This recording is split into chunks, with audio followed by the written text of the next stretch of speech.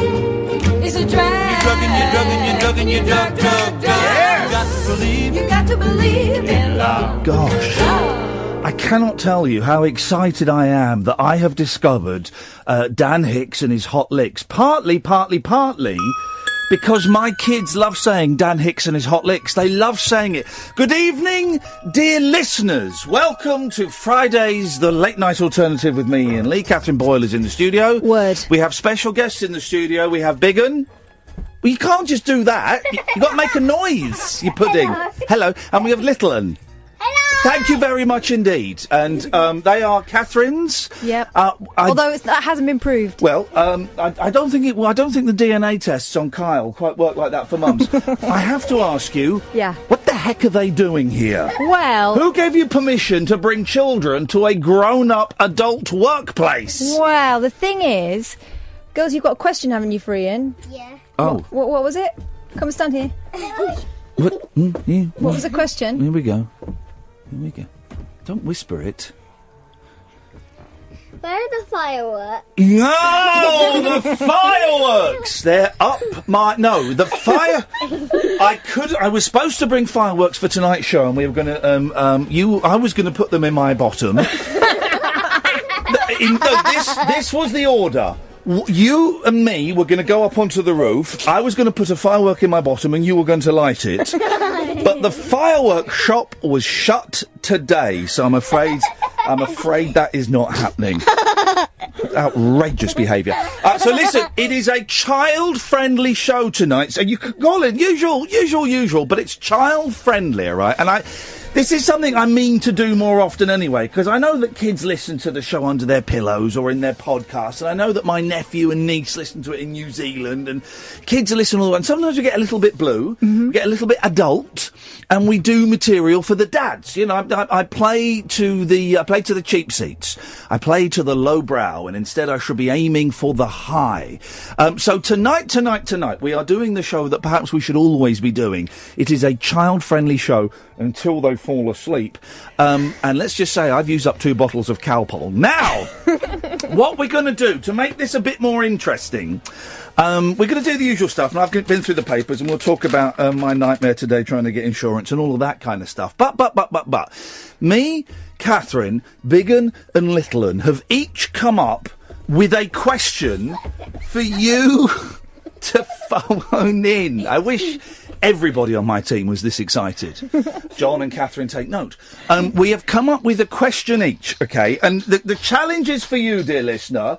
You can call in about one of the questions, and we're going to tally up. In fact, I'm going to do a tally now. Hang on a minute. Iain, Kath, Big 'Un, Little 'Un. We're going to tally up which question gets the most phone calls.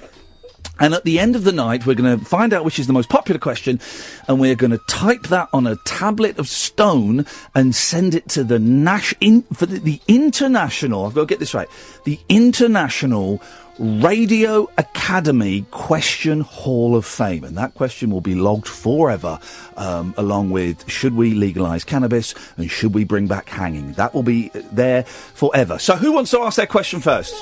Big 'Un had her hand up first.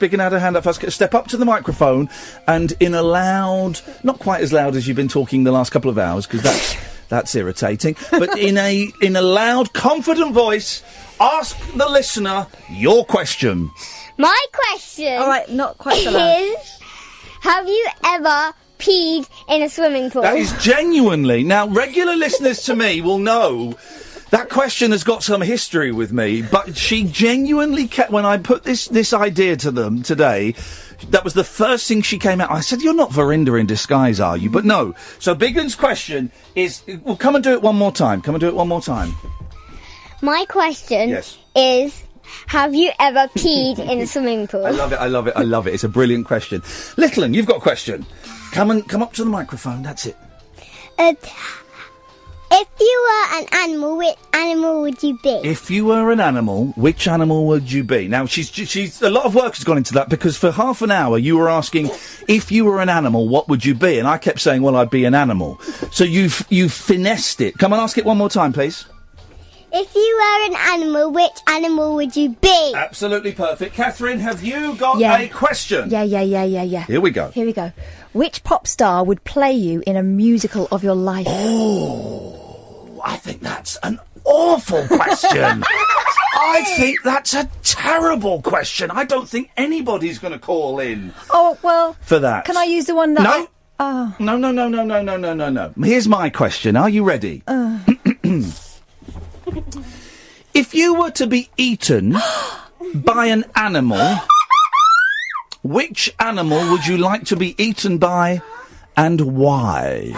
Excuse me, what's the matter over there? What's he done there? He stole your question. He stole my question. Guys, that's just simply not the He case. stole my question. You stole my question and Okay. he's stolen that one. Let's calm down, guys. Let's calm down. So we have the 4 questions there. 0344 499 1000 is the telephone number. If you want to give us a call, you can call in, and you can only answer... And you can call in about other stuff as well. But if you're calling in about other stuff, I will say, and can you pick one of the questions to answer, please? And you will answer. You can only answer one of these 4 questions. But you know the rules, guys. You know the rules, dear listener. I'm going to stand here, because for some reason I've started standing. I don't know why. It's because I've got a coffee rush. I'm going to talk absolute nonsense, okay? But you can call in about anything you want. 0344 499 1000. You'll speak to the marvellous John Hearn, who will tonight, who will give you a call back almost immediately. And here's the thing as well. It's hot out there, it's steamy out there, it's sweaty out there, it's uncomfortable, okay? So I know that you're probably struggling to sleep, and maybe, just maybe, your young ones are struggling to sleep. Maybe it's because it's the heat, maybe it's because, you know, you're a bad parent and you're drunk and you've got a party on. I don't know. But if you have an 8-year-old or a 5-year-old, for one night only, we are doing a new feature called Kids Chats. and I'm spelling kids and chats with a Z, because it makes it funkier, and we're going to turn it into an app. But if you have an 8-year-old or a 5-year-old, and you would like them to speak to our Studio 8-year-old or Studio 5-year-old, 0344 499 1000 is the telephone number. That's the kind of audience I like. Let's go to, it's Alan Caddick. Hip, hip, hip, sir. Hip, hip, hip. Alan, how are you, sir? I've got a fifth question for you. Yes? What makes you wet the bed? Oh, for goodness sakes, Alan, what makes you wet the bed? Did you hear that? Because I had an accident on Wednesday night. Oh, mate, you're a grown man. What did you do? I was in a deep sleep. Yes? And next thing I know, it was quarter to 8 and there was a huge puddle on my mattress. Oh! And Alan, is that because you've been out drinking beer the night before? No. You just did it as an adult. And that's the thing, guys. We've all done it as adults. And I just want you to... I haven't. Have you not? No. Oh, come on, Boyley. I haven't. Come on. We all... I've done the other as well. Yes, you have. We've all done it. Well, Alan, can you pick one of the questions that we've set to answer, please? I'm going to answer the cash question. Okay, yeah, you creep. Go on. The pop star would have, for musical my life, would be Jimmy Somerville. Thanks very much for calling, Alan. Thank you very much for calling, Alan. 0344 499 1000 is the telephone number. If you want to give us a call, you can do. And we will call you back, and you can call in about absolutely anything. And by the way, we do enjoy the clunky gear changes here. But just a reminder, we have young people in the studio this evening, so, Lee! Sorry, let me try that again. Lee! Hello. Oh, it's a Lady Lee. Hello, Lady Lee. How you doing? Hello, man. Iain Lee. Yeah, I'm great, thank you. How are you? I'm hot and I'm sweaty. Katerina, can you check to see if the aircon is on? Because I tell you what, it's enough hot here tonight. Hot in the city tonight. I'm good, though, Lee. Thank you very much. What you got for us? Well, I'd like to answer one of the kiddie questions. Okay. And I have a little bit of a conundrum that I can't get my head around, so I thought I'd ask you and Katherine. You've come to the right place. Wonderful, wonderful. What question would you like to answer first? Peeing in the swimming pool. Yeah, peeing in the swimming pool. Okay, have you ever done it, and what was the circumstance, please? Okay, so I have always done it. What? What? Do you mean always? Oh my God! You mean you just go to the swimming pool instead of using the toilet? Absolutely. If I'm going for a wee, best thing to do, head to your local swimming pool. Here's the thing, right? My youngest, he's 5, and so maybe about 6 months ago, we were swimming. He said, "Daddy, I need to go for a wee," and I said, "I'll just do it in the pool." So he stood up on the side and pulled his trunks down to do a standing up wee up the side. Oh wait, no. Okay. All right, wait, that's one for Biggin and one for Kath. Yes. But what's your conundrum, Lee? How can we help? Okay, well, it's a little bit cheeky. Is it child friendly? Absolutely. Beautiful. I run my own business, and I've struggled and strived to run my own business. Yes. Excuse me. That's it. Cough it up. Might be a gold watch. Sorry. Started off with nothing, and now we're rolling. Yes. But we don't have enough money to pay someone full time, so I'm not going to pay you. Do you want me to give you some money? Oh well, no. If there's some money going, then we'll take it. But no, we don't. But anyway, my conundrum is yes. Sometimes there's mums around us that need a bit of extra work. Yeah. So then I invite them to do a bit of extra work. Yes. And some of these people tell me they're desperate, absolutely desperate, need money. Yes. But then when I call them up to do some work, yes. they're off to a Take That concert, or they can't work because they're going out. Right. And one of these mums is losing their house, so she's going to have to go into shelter accommodation with two of her children. Yes. And I don't understand why she turns down work when I'm offering her work. Well, how much notice do you give her? Oh, a week. Right. And how much work are you offering, and how much would she get paid? Over £100 and probably less than 10 hours work. Whoa! I'll do it. I said it first. I'll do it. John's got his hand up. Kath's got a hand up. The kids here have got their hand up. You could probably pay them about half that and get away with it. Not even. That is out. Well, I mean, well, the thing is though, if they've got tickets to a Take That concert, you can't. Surely they know. What? Did they not know in advance that they were going to see? Well, they know three of the that. They know in advance, but then Lee is offering the work with only a week's notice. So only a week's notice, but that's quite a lot. Well, no, but you book Take That concert tickets like 6 months in advance. That's what I mean. So they would know. They could make the decision when she asked them. Well, no, but she's asked them with a week's notice. What are you not understanding? No. Hang on a minute. I don't mind if they're going to Take That concert. So specifically Take That concert. Yes. But then the next time I say... Where are they getting the money for the Take That concert? Because they are well expensive, those tickets. They're taking there now. They can't come in because they're going to the dentist, or they're going to go on a bike ride. Because I'm doing a bike ride? Oh, it sounds like they're making excuses. Are you extremely smelly or something? Is it the weeing? Oh, it's Smelly Lee. That's what it is. Smelly. That's what it is. Maybe. Well, you just need to find people that are more reliable and more grateful for your... Yes? Exactly. I have been trying to do this for the past 4 years. Yes. And I keep coming up against this thing where they haven't got any money and they're pleading poverty to me, but when I offer them money doing something, and I pay them good money, then they get food and I buy them things so that, I don't want anyone to struggle. No. And they seem to be taking the mick. The Michael. I think, I don't know how to...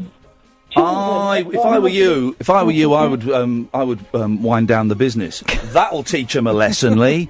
That will teach them. I don't know the answer to that conundrum, but maybe one of our listeners will do. Thank you, Lee. 0344 499 1000 is the telephone number. It's a child-friendly edition of the Late Night Alternative with me, Iain Lee, on Talk Radio. Late Night, Iain Lee on Talk Radio. We have ways of making you talk. 344 499 1000 is the telephone number. We have an audience tonight. It's an audience of two people. Their combined age is 13. Say hello, audience. Okay, they're not actually... There are people... Make a noise! Not that loud. Blimey. Got tinnitus. It's a child-friendly show tonight until they fall asleep. Little one was looking a little bit sleepy about 20 minutes ago, and suddenly she's had a burst of energy. We are, Kath's kids are here tonight. I don't know why. I should be severely reprimanded for this. But, it means we can do a nice kind of friendly, kids-friendly show on a Friday night, which is a wonderful, wonderful thing to do. We have 4 questions. You can call in about anything, of course, but we have 4 questions kind of running underneath. My question is, if you were to be eaten by an animal, which animal would it be and why? Catherine's was, if there was to be a musical made of your life, which pop star would play you? Big Un's was, have you ever peed in a swimming pool? And Little Un's was, if you were an animal, what animal would you be and why? Is that the correct question? I think I've got it right. So you call in about anything under the sun, and it can be heavy, it can be light, but just bear in mind we've got some young ears listening to us tonight, some young eyes watching us. But you also have to answer one of those questions. 0344 499 1000. That buzz you can hear? That's the water feature. If you are watching on Periscope, you'll be enjoying that water feature for the first half of the show.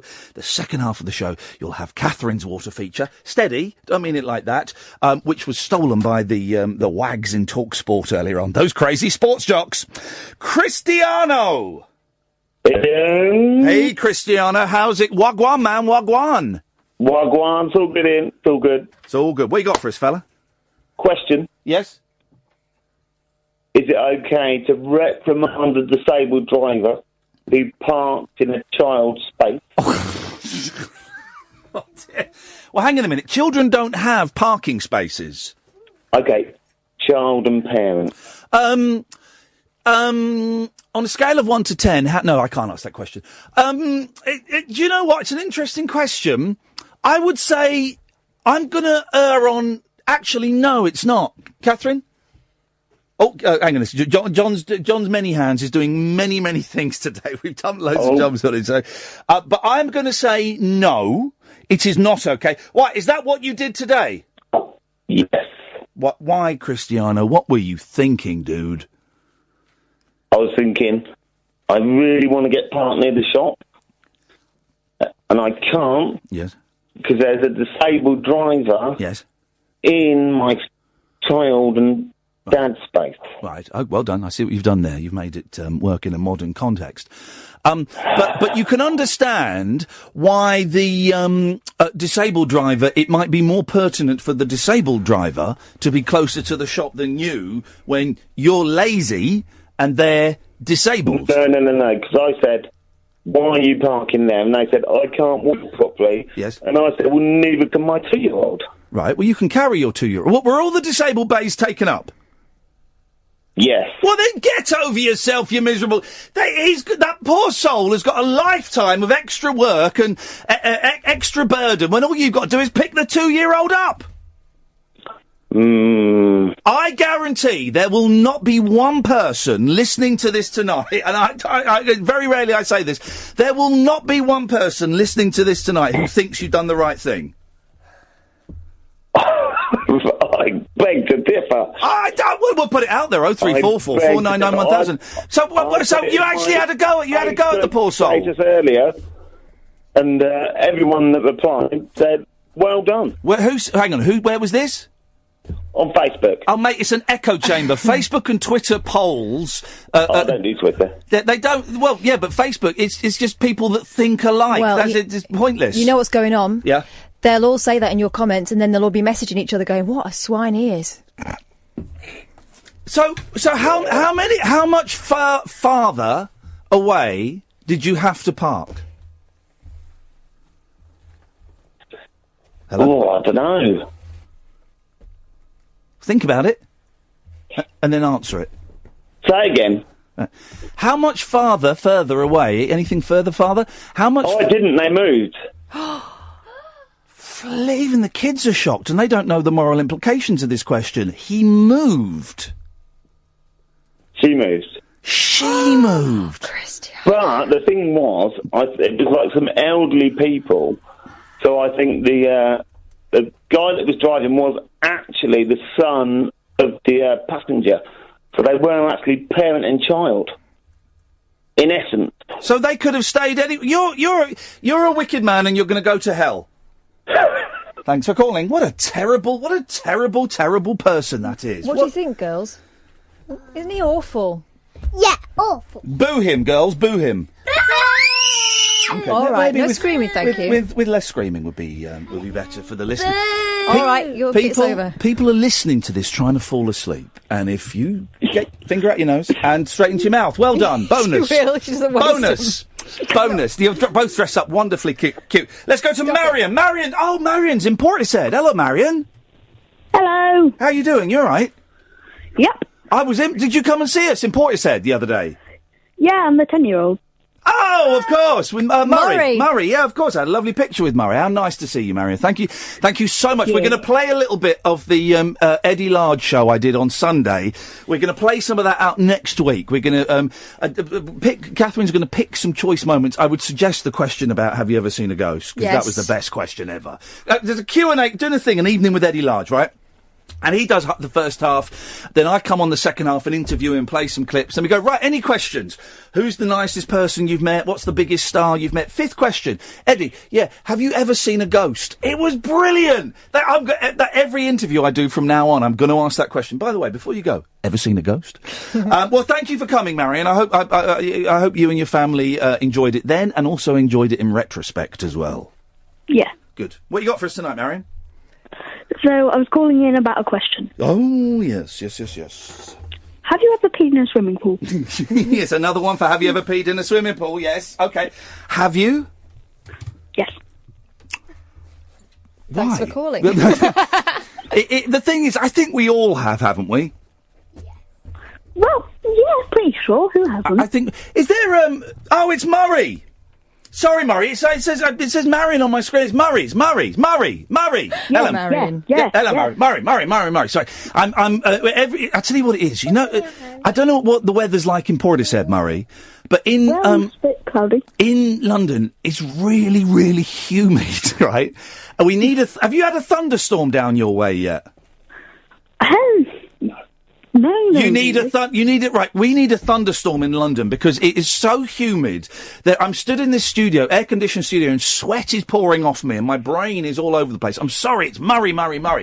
I think now here's the thing. You won't remember this, but your mum and dad might, right? When I was a kid, we were told that swimming pools had this purple dye in, right? And that if you did a wee, the water would turn purple, so that everyone would know that what you had done. And I believed this up until about 3 years ago, and it suddenly dawned on me, I've never seen the water turn purple in a swimming pool. I've never seen it. I think it's a myth. Yes, I've been told it many times. Murray, hey, listen, man, thanks very much for letting me have my picture taken with you. It was the highlight of my weekend. And did you enjoy... Murray, for those who don't know, is 10 years old. And came and watched An Evening with Eddie Large, and it was all references from the 70s and the 80s. Did you enjoy yourself, Murray? Yes. Beautiful. And did Mum and Dad enjoy themselves? Yes, definitely. Good. Well, listen, thank you so much for coming. Portishead is lovely, and I hope to go back there again at some point when I'm less stressed, because I was very, very stressed on Sunday. Murray, thank you very much, mate. It's okay. Cheers, my dears. Ta-ta. 0344 499 1000. Steve, Sharon, Hannah, people are calling in I'm assuming, to have a pop at Cristiano. What a wicked person. 0344 499 1000. You're listening to the Late Night Alternative with me, Iain Lee, on Talk Radio. The wild man of late night radio is back. Iain Lee on Talk Radio. We have ways of making you talk. Someone's just messaged me. Is the show really for kids tonight? Oh, yeah. I kind of like to think it's for kids every night, but we do get a little bit blue and a little bit carried away. And that's something I'm kind of aware of, and I need to focus on a little bit. We have an 8-year-old, we have a 5-year-old, big and little, and in the studio this evening. They have set some questions. Katherine has said a question. I have said a question. You can call in about anything you want, but when you do call in, you will be asked to answer one of those questions and only one of those questions. 0344 499 1000. Let's go to Steve. Evening, Steve. Hi, Ian. Hi, everybody. Hey, Hello. Steve. Say hello to Steve. Hiya. How you doing? You okay? We're all good, man. We're all good. It's the freaking weekend, baby. I'm about to have me some fun. Yeah. Me too. Yeah. Weekend fun with Steve. Could I answer one of the questions? One of the questions was which animal you would be eaten by. Oh, no. It was which animal would you be eaten by? That was my question. Sorry. Yes, Steve. What animal would you be eaten by, and why? Well, I want to say chimpanzee, but if I go into that, that's not really child-friendly, so I'll go for giant otter. Because that's extremely child-friendly. Otter. Because have you seen the pictures of them, or footage of them lying on their backs, holding hands, and just spinning around the water? That's pretty good. And apparently their babies cry like children as well. Here's a fact we learnt last night, and Katherine may or may not have heard this. Did you hear the fact about deaths by boa constrictors, Katherine? Oh, I half heard it because I kept falling asleep. How many people... Oh, thanks. How many people... One person. Oh, thanks a lot, Steve. Sorry.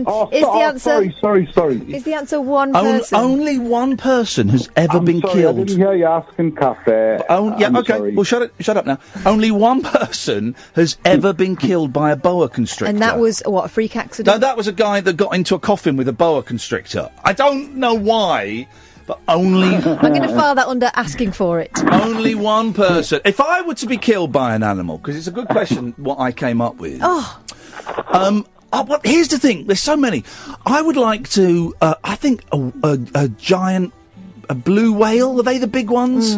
Because a whale shark. They wouldn't eat you. Well, neither would a blue whale. Not a whale. I didn't say a whale shark. That's why I specifically said a blue whale. No, I'm just adding to what you said. Yeah, well, I'm going to add to your face with my fist in a minute. I'm talking about a blue whale because I would like to. I wonder if, like Jonah, because Jonah lived in a whale, didn't he? Geppetto, I think you're thinking. Well, no, Jonah lived in a whale as well. Jonah's ship sank. Geppetto made Pinocchio, didn't he? Yeah, but Geppetto was better off because he had, like, a house in there and... Well, yeah, but Jonah just sat there being lonely. Yeah, and then got sicked up. Sicked up, yeah. Yeah, exactly. Yeah, exactly. So I would be like... can we name any other people that have been eaten by whales? Hang on, hang on a bit. No. This is child friendly. It's a bit of politics. I'll tell you somebody that's been eaten by whales. Blooming UKIP. Boom. Hey! Good one. That's what I'm talking about. Steve, thanks very much, man. Yeah, thank you. Bye. Yeah, thank me. Whose question was that? That was my question. That was So it's my one question. That one was to your me. question that was there. Hang on a minute. 1 to me, 1 to Catherine, 2 to Big 'Un, 0 to Little 'Un. Your question was, Little Un, what animal would you be and why? Let's see. Sharon, which question would you like to answer? Sharon? Hello? Hey! Hey. Oh? Are you sicking up in your mouth? No, I'm not. Are you crying? Did you say what animal would I like to be? What animal would you like to be and why? Oh, I'd have to be a dog. Why's that? They're so loyal and loving. And they can lick their own doodahs. Yes. Sensitive. Sensitive. Dogs aren't sensitive, Sharon. What are you talking about? Oh, some are. Some work for the blind, and some work for autism and for children with autism. They're not. Having a dog is like having a really annoying 4-year-old for 15 years. Oh, don't. I lost my boxers. Well, that's unfortunate. Iain, I'm surprised that you're talking about dogs in front of the children in this way. I think you can talk about dogs in front of kids. I don't think that's... No, but political in this correctness. way. Political correctness won't get me. I will talk about dogs in front of children until they Do take you me not to like prison. dogs, Iain? No. Oh. Buying my dog was the biggest mistake I ever made. What did you buy? It was a Westie. Well, I feel your pain. My grandmother had one. She didn't like it. I can't believe you're talking about your grandmother like this in front of children. Oh, she's Anyway, Sharon, laughing. what did you call in for? I called in to chat about the lad that had something to say about the lady with the disability parking in the parking spot and taking the children's spaces. Yes. Well, it's not children's spaces yet, but yes. I actually agreed with what you said to him. Of course you do, because I speak sense. I say what we're all thinking. Well, actually, I've never listened to your radio show before. I just tuned in after George. Because I'm a weekly George fan. Okay. So I kind of just hovered off to the toilet or staggered off to the toilet like I do with my disability. Yes. And I kind of tuned in and I heard this guy rambling on about the situation that he's faced. Yes. And I heard your response, and you encourage people to call. So I wrapped up the He was outrageous asking someone with a disabled badge to move out of a parent and toddler parking bay. Here's the thing. I've been both, and I am both. I'm disabled parent. I've had toddlers. Don't show off. I have been in all three situations. So have you ever parked in a parent and toddler bay without having the children in your car, but you've got the car seats in the back? Do you know what I would have done? I would have let the lady park in the disabled space, and then I would have got my wheelchair out, and I would have said, "Come on, kids, jump on, get rid of him." Oh. You would have stolen a man's children. I don't know if that's inappropriate. Well, I would have escorted them across. Have you ever? They would have had more fun on my electric wheelchair than they would have had with him. He sounds like a really grumpy bugger. My kids. Oh, you phoned up George earlier, because you used the word bugger when you phoned him up as well. I haven't phoned George. No, Did you not? No, it's the second time bugger has been issued by a lady on this station tonight. We're winning, guys. I'm just old-fashioned. It was my grandmother's. It was my grandmother's word. My kids. The most fun they can have is when we go and visit Nanny Linda, my mum. And they get very excited, and then when we get there, I realise it's because they want to ride her electric wheelchair and sit on her bed that goes up and down. That's all they want to. That's all they want to do. And how lucky are they to have? I've got a mummy Linda, and they have a nanny Linda. That's exactly. Sharon, nice. I'm glad you listened to George. By the way, if people don't know, George Galloway is on Friday nights, 7 till 10. And here's the thing, Sharon. Right? I agree with about half of what George says, and I disagree with about half of what George says. But, Iain, half a good listen. He is a bit. Some people say, how can you listen to him? Because he's a brilliant broadcaster, and I think he's an orator. It's a thrill. It's a thrill to come on after become an icon. Well, and I agree with what you say, but we all have to agree to give differ. Wouldn't it be boring if we all sat around and just agreed with absolutely everything that everybody says? There'd be no atrocities, but I take your point. Sharon, thank you very much indeed. She ignored the question because I know she's guilty. Catherine, have you ever done this? You've got the kids' seats in the back of the car, you've not got the kids, but you park in the parent and toddler parking. No, I've not done it, but I felt guilty when I've dropped the kids off at school. Yeah. And used the parking space. Yeah. Because the school is right next to the supermarket and there's an agreement that you can use their car park. Right, so you've done it then? Well, no, because I've taken them to school, but then I've got back in as a lone woman. I'll do it. If I've got the kids seats in the back of the car, the kids were sitting in the seats to go out, but on the way back, it's just me. If I have got the kids' seats, the car seats, but no kids, and no one's looking, I will happily park in the parent and toddler parking bay without any compunction. Why? Because you're a parent and you have been a toddler. Yeah. Although some of these places now say for children up to the age of 5. Do they? Yeah, they do. Get birth certificates out. I will happily park in a parent and toddler park, because I feel, even when the kids aren't with me, I feel the pain of having annoying people hanging around me like you get with kids, and I can feel that happening. Paul, Sally, Hannah, stay there. You two, are you bored now? No. You're a bit slow to answer. Say it with a little bit of enthusiasm. Are you bored now, kids? No! All right, don't be sarcastic. 0344 499 1000 is the telephone number. The late night alternative with me, Iain Lee, on Talk Radio. Across the UK, online and on DAB. Late night, Iain Lee on Talk Radio. We have ways of making you talk. Welcome to Iain Lee's radio show. Thank you very much indeed. We have children in the studio, so keep it clean. Let's go to Sally. Good evening, Sally. Hello, Iain. You all right? Yeah, good. Thank you very much, Sally. What do you got for us this evening? Just to say, I've been listening to you for 12 years, and I think this is the best show you've done so far. Oh, let me just say, I don't know if you heard that, young people, but Sally is been drinking those freak shakes, and she thinks this is the best show I've ever done because you two are here. I don't believe it for once. They're good, aren't they? They're brilliant. Yeah. More shows should have kids on, I think. Yeah. Anyway. Yes. What animal would I be? Oh, here we go. What animal? Oh, you've got a fist bump. Yes, well done. Go on. I would be a British short-haired cat.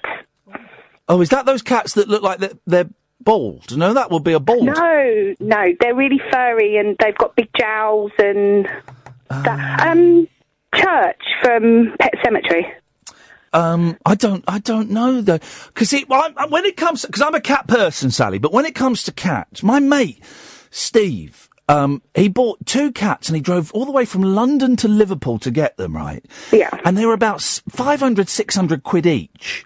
Yeah. And they were, I don't even know what they were called. They were long-haired and they were chocolate blue colour. So in certain light they look chocolate and in another light they look blue. And I'm thinking, I got my Velvet for 40 quid from the Cat's Protection, and she's just a black moggy. That's all she is. And so I even turn my nose up slightly at tortoiseshell cats. I think they're a little bit too exotic for their own good. Well, Go on. I've got a blue. Well, he's white and blue. Yep. And he was 450. And then I've got 2 other domestics. Yep. Which are a bit boring. Oh no! Yeah, Here's the thing: I'm a cat person, and I stupidly bought a dog. And getting the dog was the dumbest thing I have ever done. I don't like dogs. No, nor do I. And I've got one living with me now. And here's the thing: she's a couple of years old. She's a Westie, and by coincidence, her brother. We found out. We went to a training class, and there was a Westie next to us. We got talking to the woman, and we worked out that they were brother and sister. Her brother died about 6 months ago, had a heart attack, right? Oh. And this is how wicked I am. I'm thinking, I wonder if it's hereditary. Yeah. Because I was kind of thinking, well, if she died, then that's that problem solved. That's that problem solved. Well, I don't like dogs because I was attacked by a dog when I was young, so I don't like them. Have you ever tried to overcome that? Is it a fear? What, if I said finger? Sorry? With the finger. The finger? Oh, I thought you were talking about overcome a dog attacking you. What's the best thing to do? No, not that. Would you say you are afraid of dogs? Would I say I'm what? You are afraid of dogs. Yeah, I don't like them anywhere near me, especially Jack Russells. Yeah. Because I was attacked by a Jack Russell. It had me by the throat when I was about Really? 5. Yeah. That's terrible. Yeah, well, it was a dog that I'd known for years, and we were looking after it. Yeah. And I'm just sat there reading a magazine on the floor, and all of a sudden, next thing I know, it's got its jaws around my throat. Wowzers. And it's horrible. Oh, gosh, that's terrible. I'm afraid of spiders. I'm afraid of them. And in the last 5 weeks, I have picked up 3 spiders and chucked them out the window. Yeah. And in my entire life, before those 5 weeks, I have never picked up a spider. I've picked up 3. One was a tiny one. One was like one of those. It's quite a big one, but it's sort of skinny. It looks like a ghost. And one was a black hairy spider. And I saw it on the floor, and I went to walk away from it, and then I went. And this is what I do when I'm doing it, right? Listen, I have to do this. I say this out loud. I'm not afraid of you. I'm not afraid of you.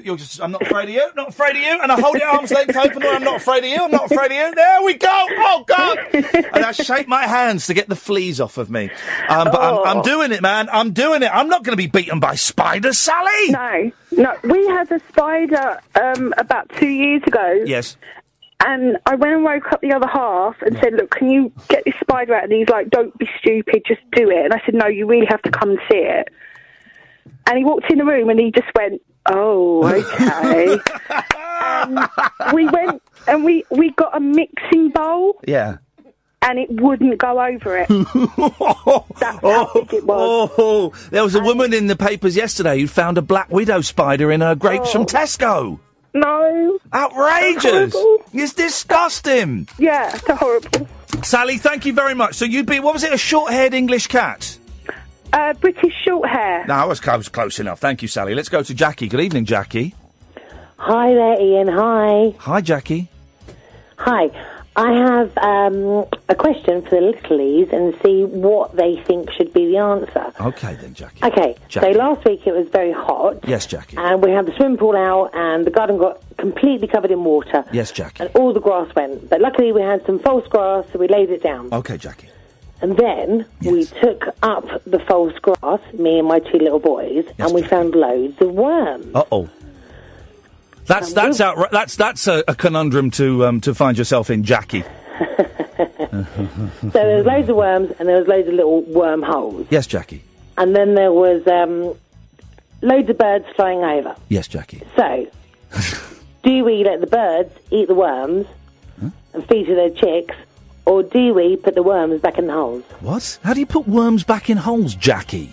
Well, we get a kind of little stick, Yes. pick the worms up, and then we shove them in the holes, and then they go back in. You can't put worms back in holes, Jackie. Well, we did, Ian. Why are you saying your name's Jackie when it's Lee? No, you haven't sussed me. Sorry? You've sussed me, Ian. Of course I've sussed you! Of course I've sussed you! Why would you... You can phone back if you want to. Why would you do that? Why were you pretending... earlier, and I pretended to be someone else, and they said, no, that's me, isn't it? And I said, yes. And I went, no, not really. I went, okay. I really want to phone back, and I really want to answer this question to the Littleys. Yeah. And see what they say. Listen, you don't need to pretend to be someone else. Oh, thank you, Ian. That's I'm really all right. glad. It's Lee. It's from Bedford.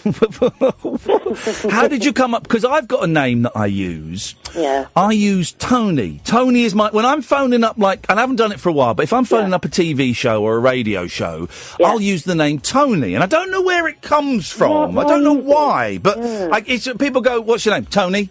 Where did Jackie come from? Jackie's my mum's next door neighbour. It's my child's birthday today. She's the last person I spoke to, and she brought a lovely present for little boys. Oh, well, then there you go. That's wicked. And me and my little boys last week literally took up all this grass, and there was loads of little holes. Can't put let the birds eat them. It's nature. Oh, we couldn't. So I found little... Let the kids eat them. It's nature. Well, we all got muddy knees, and we were sticking them back in the holes. So I just thought I'll phone up for the Littleys and see what they would do. Would they feed them to the birds, or would they put them back in the holes? If you... Right, let me ask Little 'em first, and we'll go to Big 'un. Little 'em, if you saw some worms on the top of the grass, would you leave the worms there for the birds to eat, or would you push them back in the holes so they could live another day? What would you do? I would leave them where they were. For the birds? Even though the birds are going to eat them? Yeah. They're going to rip them to pieces? Yeah. It's going to be painful for the worms? Yeah. That'll make you happy, would would it? it? There were tiny worms there, and it was my fault because I put Okay. the false grass down. All right, hang on. Let's go to Big 'un. Big 'un, what would you do? It's a tough one. This will be on the Moral Maze on Radio 4 next week, by the way. Yeah. I would eat the worms. Ever eaten a worm? No. Oh, they're delicious. No. Of course you can eat them. Oh, they're delicious. I want to. You should do it. Yeah, I can't. Why not? I don't know why. Here's the thing. If you bite the head of a worm off, right, and then just throw the other half away, it will grow a new head. It's weird. Yeah, it does. It does. It really. That's actually true. So would you push them back in their holes, Big 'un, or would you let the birds rip them to pieces? You'd hear all night are the worms going, "Help! Help! Mum, where's my mummy?" I probably wouldn't do either. I would probably just leave them there and shoo the birds away. You shoo the birds away. Well, there we go. There we go, Jackie Lee. We've got that. We've got that answered. Excellent question. Well done, both of you. Well done. 03444991000 is the phone number. Let's go to Barry. Good evening, Barry. Hello, Ian. How you doing? I'm on top of the world, looking down on creation, Barry. That sounds good to me. Should be ashamed of yourself, Ian, ex-vegetarian, telling the young uns to bite their heads off worms. Oh, bite the heads off worms. Those things is delicious. Yeah. Can I say, Ian, how nice it is to see Big 'un and Little 'un in the studio with them on. They're doing a cracking job. They're doing a cracking job. They are indeed. I wish that cowpole would kick in though, but never mind. Never mind. Right, I've got I think it was Little 'un's question. Yes, Little 'un's question was if you were an animal, what animal would you be? I would like to be a cheetah. Ooh. Tell me why, please, Barry. Well, I like my running, and I think they're a real speed machine. They look good, they're sleek, they're beautiful animals. Yeah. They're good. I've met you, Barry. I met you last week in Portishead. Did you run there? No, I'd done my run before we went in. No, you need to eat something. Yeah, so you told me. There's nothing of you. I know, I'm a regular runner, Ian. That's how you are, you know. Eat something. Go and eat against how you us. are. Go and have a Ian, Rustlers. Just a quick story. I think it was Sally mentioned about dogs, because we've always had dogs. We don't have any at present, but we've for years, when our little ones were at home, you know, we had dogs. But I've never had any problems at all with dogs until 12 months ago. Uh-oh. Go on. And we arranged to take a homeless guy in Bristol, so thought we'd give him the day out. Yes. Take him into Glastonbury. He brought his staffy with him, and there was a lot of bad stuff had gone on. He'd been beaten badly during one evening, and the dog had been messed around a lot and ill-treated. And I was feeding. We stopped for a bit of a picnic. I was feeding the dog, and he had me in a real bad one. And so now you don't like dogs? I do like them, Ian, but I must admit, after all these years, I say I'm in my 70s, I am a little bit wary now. Yeah. Hey, listen, man, that's good. That's good to be wary around dogs. I think it's sensible to be sensible around these things, as they are ruthless killing machines. It's made me think a bit, Ian, and when I run past them, I've never bothered, you know. In the past, I've just run... No problem, but I do tend to look now and make sure they're, you know, I'm when okay. you go running, right, and because now I've got a dog, I walk the dog, right, and have you noticed some people are so lazy that they either don't pick up their dog poo, or they pick it up and then they just leave it hanging on a tree? Yeah, have you seen that in the black plastic bags? Yeah, I've noticed that. Yeah. I thought it was some sort of tradition or custom with dogs. Yeah. A tradition to hang poo up in the trees? Yeah. No, I don't know. Barry, listen, thank you for that, mate. Well, what a sparkling first hour we've had. Lots to talk about, and lots we've had a gentleman who had a go at a disabled person for parking in the child, parent and toddler section. No one's going to be on that guy's side, are they? But then here's the interesting twist. I have confessed that I will sometimes... If no one's watching and I've got the child seats in the back of my car, but no children, I will sometimes park in the parent and child bays. Don't pull that face. I will do that from time to time. So I've not got any problems with that. We've also talked about dogs, we've talked about cats, we've talked about running, and I've got 4 important questions for you to answer. I will give them to you in a little bit, dear listener. If you want to give me a call. Who laughed? Who laughed? We'll have this show is not for laughing at, for goodness sakes. 03444991000 is the telephone number if you want to give us a call. You're listening to the Late Night Alternative with me, Iain Lee, on Talk Radio. Late Night, Iain Lee on Talk Radio. We have ways of making you talk.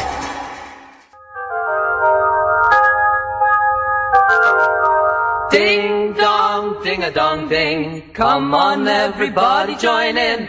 Ding dong, ding a dong ding. The party is about to begin. Oh, clap your hands and stand to feet. Move along with the party beat. There's games to play and songs to sing. So let the music start to swing. Ding dong, ding a dong ding. Come on, everybody, join in. Ding dong, ding a dong ding. The party is about to begin.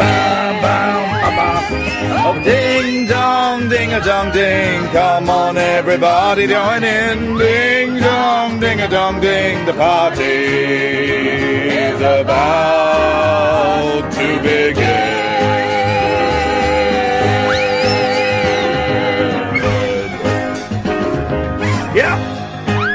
Shut up now. The party is not about to begin, guys. The party has indeed begun. There we go. 0344 499 1000. It's the Late Night Alternative with Iain Lee. It's a slightly different show tonight on Talk Radio. We have young people with us. We have an 8-year-old and a 5-year-old, and we have a 42-year-old mother. I am not 42. If I was being polite, who is desperately trying to settle them down so they fall asleep. And I can just say, they ain't never going to sleep. Are you, girls? Not with you blasted ding-dong, ding-a-dong-ding, just as their eyes has started to go. They are here. Why are they here, by the way? That's the question. Well, childcare. OK, fine. Well, that's apparently it's OK just to bring children into a late night, slightly adult radio show. If anybody wants to make a complaint, not to Ofcom this time, but to the social services, I will happily pass on their telephone number. In the meantime, we're doing a nice kind of light, frothy, child-friendly show because it's been a lousy week in terms of news and in terms of perceived failings. I'm stepping down because of perceived failings, not because of failings, not because of what I've done wrong, but because of how people have perceived these failings that I don't actually believe exist. One of those pink gentlemen was called, it tells me, for instance, what was his name? Rock Holding Melon. Fielding. Rock Fielding Melon. His name was Rock Fielding Melon. Anyway, maybe we'll talk about that next week. 0344 499 1000. We're doing a show that is suitable for kids tonight because we have got kids here in the studio. And do you know what? Maybe. What are you doing? Oh, gosh. Right, they're trying to top and tail, but obviously one is... Take those cushions off the back. Goodness sakes, it's outrageous. We've got children here. Maybe we should do a child-friendly show more often. We've got 4 questions. One from me, one from Katherine, one from Big and one from Little Un. And we're seeing who gets the most response. The one from Little Un is in the lead. It's had 3 responses. Which animal would you be and why? Big Un's question has had 2 responses. Have you ever peed in a swimming pool? And Katherine's, what was your question? Which pop star would play you in the musical of your life? And my question is, if you had to be eaten by an animal, what would it be and why? We both have 1 vote. 0344 499 1000 is the telephone number. If you want to give us a call about that. You can, of course, call in about anything. We've had some interesting conversations apropos nothing. And you can, if there's something that's bugging you, if there's something that's on your mind, if there's something that you think has been missed from the debate so far, you can call in about that. We had a guy, Cristiano, who, a couple of ethical, moral questions have been posed this evening. One from Lee, who is pretending to be somebody else. If you saw some worms on the ground, would you allow the birds to eat them, or would you push the worms back in their holes? I've never heard of this forcible patriation of worms before. Did you ever try and tempt worms out by drumming on the ground? Yes. Everyone's done that. Because that's what gets them out. Mm-hmm. That's what gets. Have you never seen the birds after the rain? They stamp on the ground. Yeah. Well, no, the rain. No, they don't. No, they do. No, they don't. Oh, they do. No, they don't. That's them walking. No, they stamp.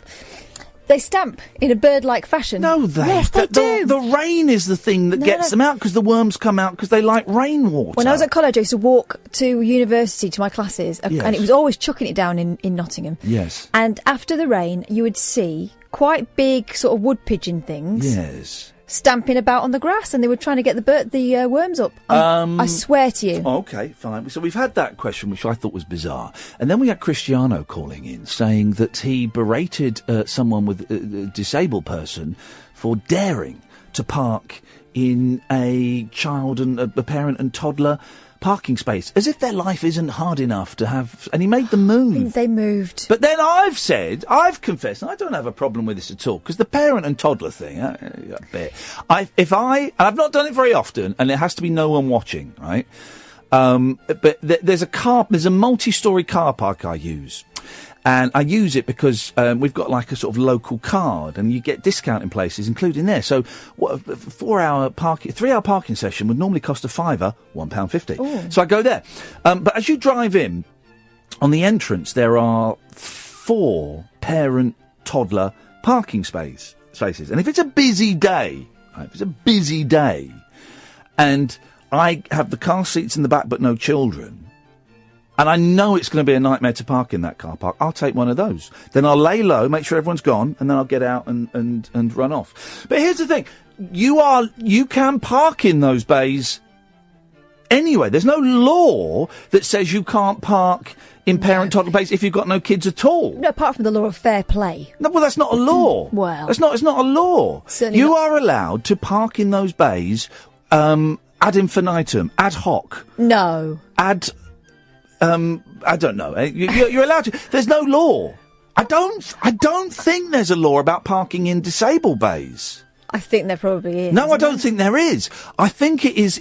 That comes down to the discretion of the private company that owns that. So, for example, if it's a Tesco car park, Tesco own the land. Now, there will either be someone from Tesco in charge of that, or they will license it out to a private company. Yeah. But I have seen people complaining to staff of supermarkets saying, well, someone's parked in the disabled bay and they haven't got a blue badge, and they go, well.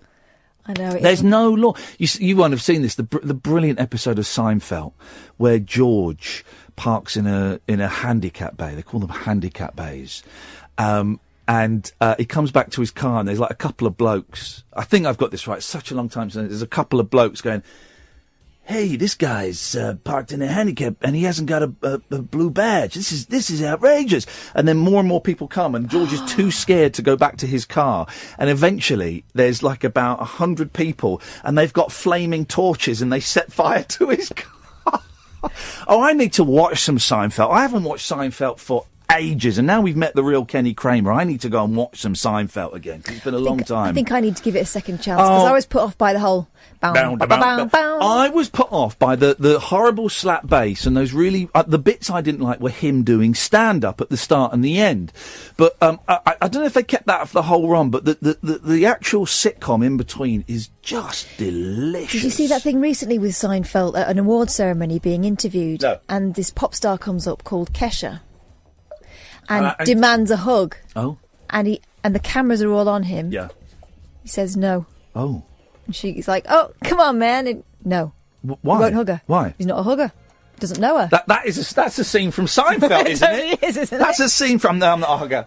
There's the spin-off of Seinfeld, Curb Your Enthusiasm, with Larry David, where Sky are doing that, box sets now of that. Oh, it's on demand. just delicious. There's a brilliant one with Ben Stiller. And Ben Stiller sneezes and kind of wipes his nose, and he goes to shake Larry's hand, and Larry's like...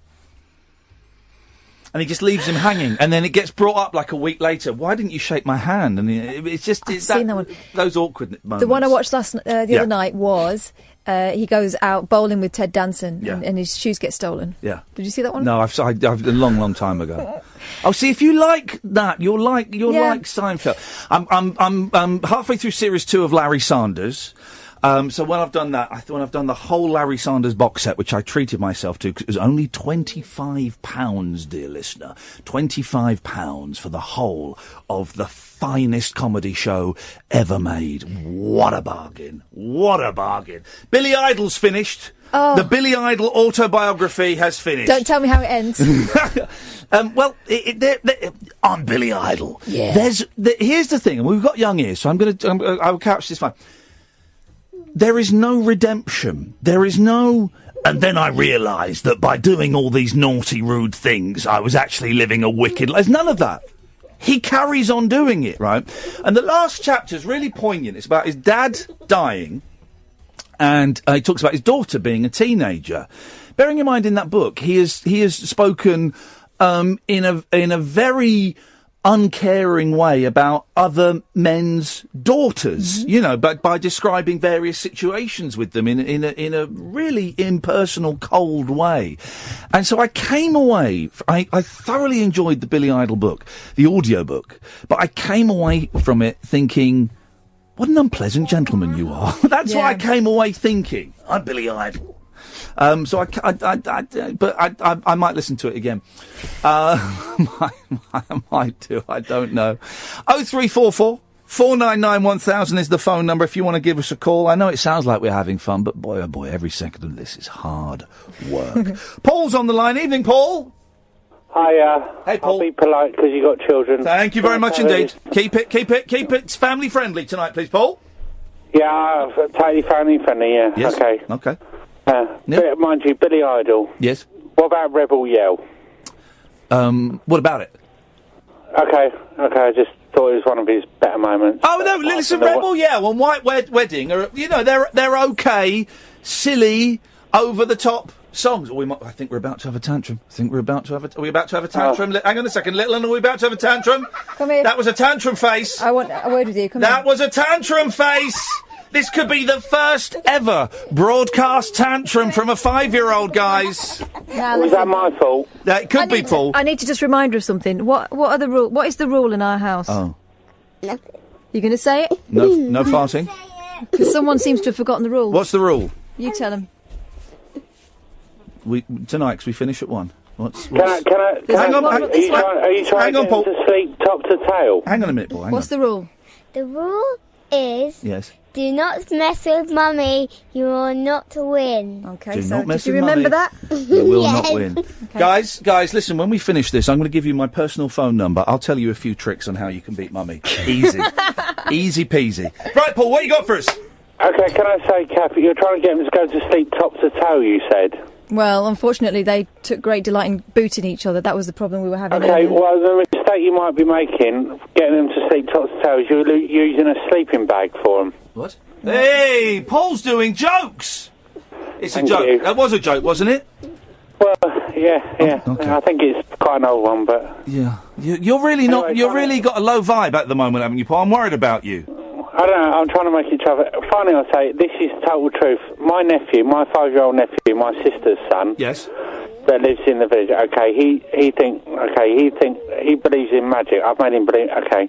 What? But he's swallowed his first tooth, he's lost his first tooth tonight. Yes. When he's eating. Yes. And he swallowed it. Yes. Okay, and my sister's mortified because she wants to keep his first tooth he's lost. Why? Well, it's a nice idea, but 6 months later, that'll be gone. It's nice, you know. I've got. He's written the Tooth Fairy a letter explaining this to leave under his pillow tonight. Yes.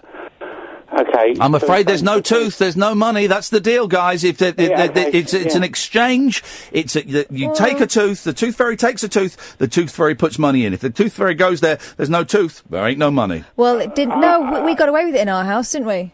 Biggin, you ate your first tooth, didn't you? Well, your Tooth She Fairy. slept with her mouth open just to prove it had gone. Your Tooth Fairy's a But, sucker. okay, my sister has got the potty out, his old potty out. Right. So when he next... She's not waiting to capture his poo and sift through his poo to get the tooth. She's going to feed him a load of sweet corn, which is apparently good.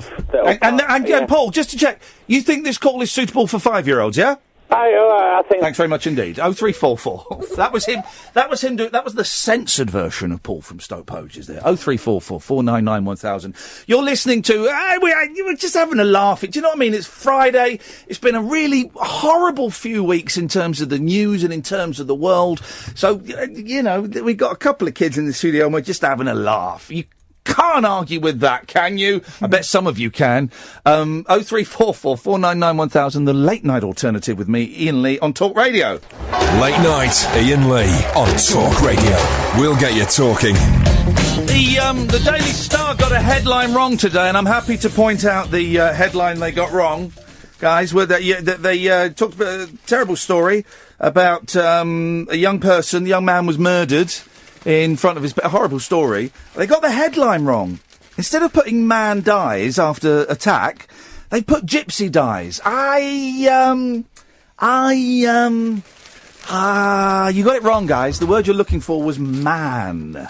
That's what you were looking for. 0344 499 1000. I tell you what's in the papers today, and it's this wonderful, wonderful picture that we that kind of did the rounds on Twitter yesterday.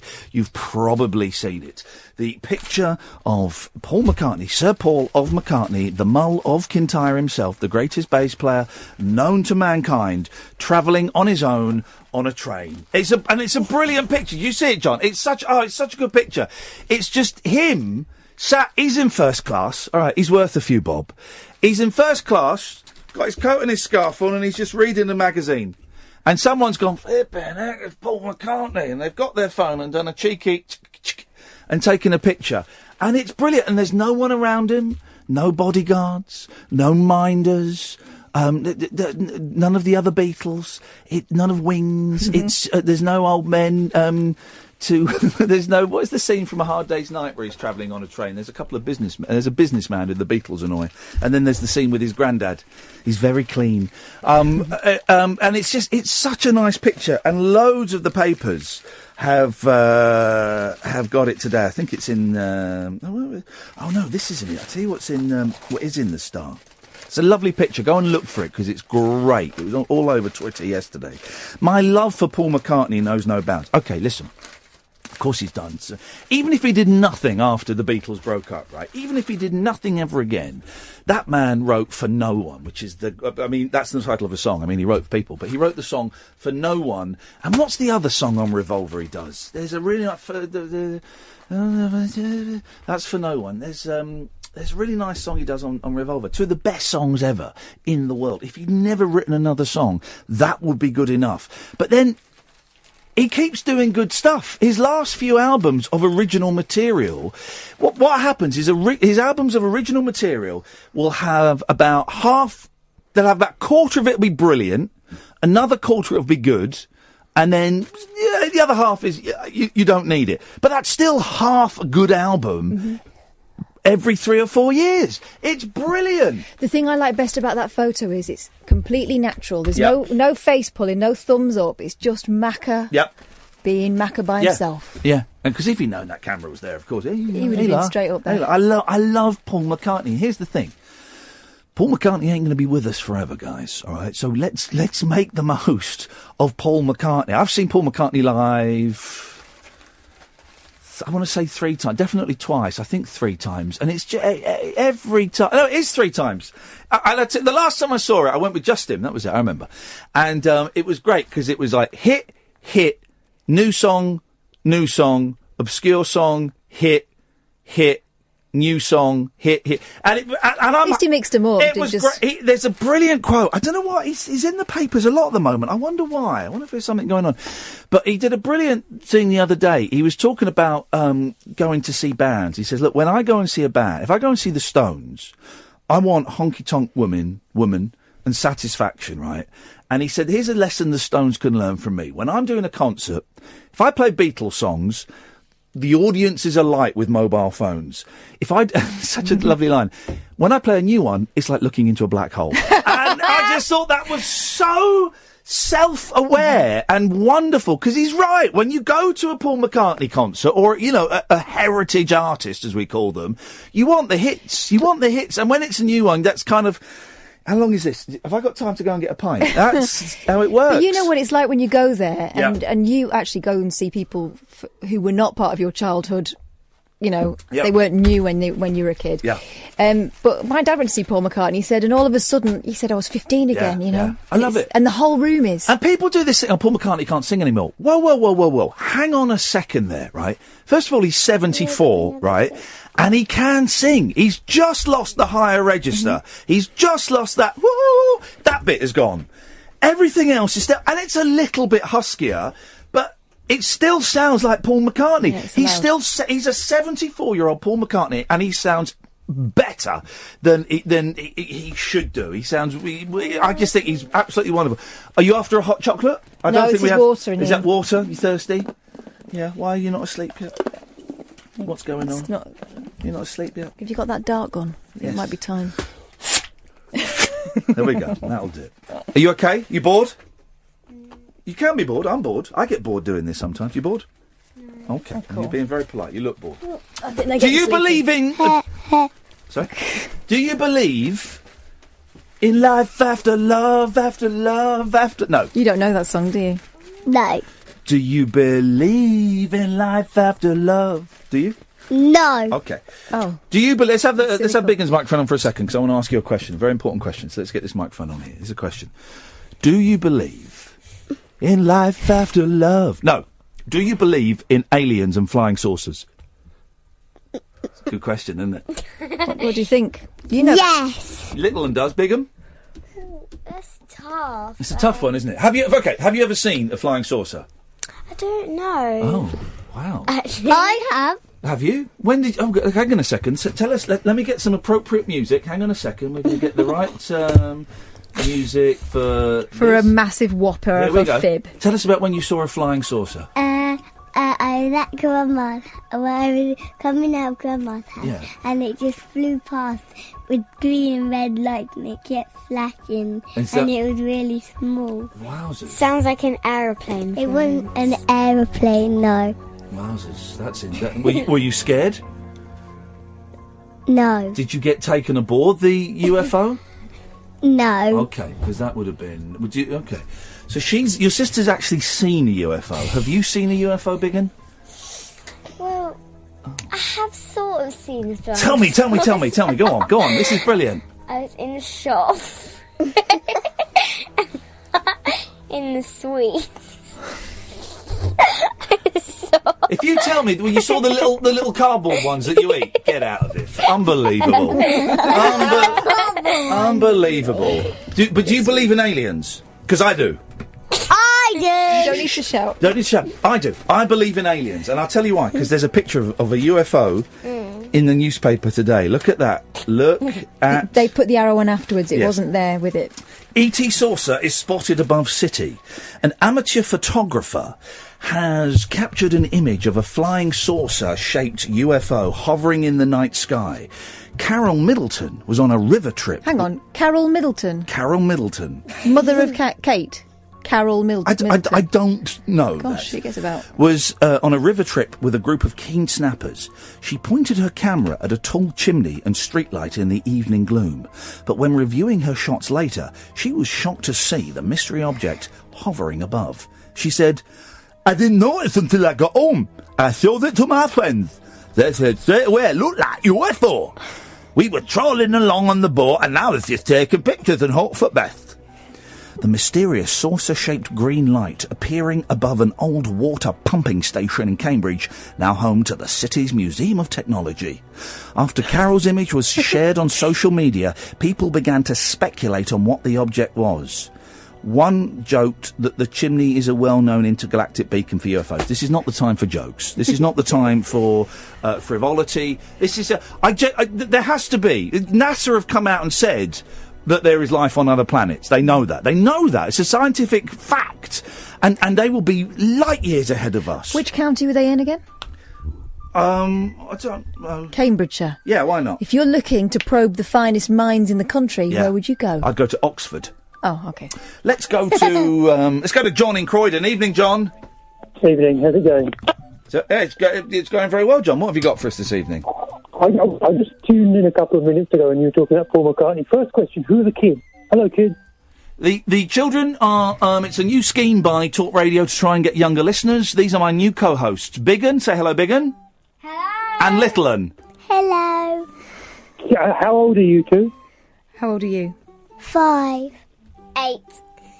And have either of you heard of Paul McCartney? Yeah. You know about Paul McCartney, don't you? What band was he in? The Beatles. There we Good go, girls. you see. I'm bringing them up right. There we go, John. If you phoned up to diss McCartney, you have come to the wrong place, buddy. We were taught about Lennon when we were 10. I'm in my 30s now. Yes. And I was in Morocco by the Atlas Mountains a couple of years ago. Oh, show off. Yeah, no word of a lie. Yeah. I could hear in the distance, USSR,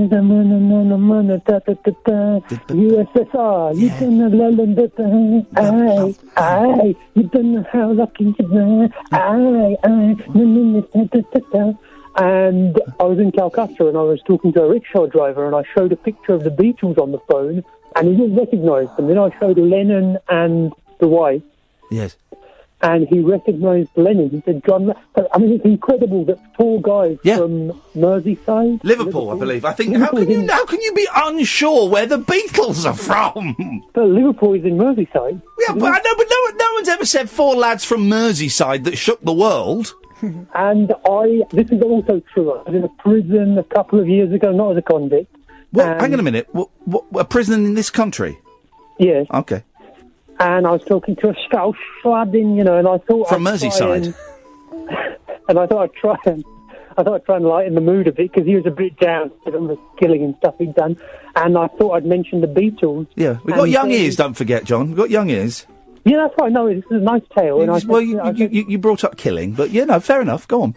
No, this is difficult for me, because it's all about locus and point of reference, because you've got Bernie and... What was these 2 kids' names? Bernie and... Bernie and Sanders. Yeah.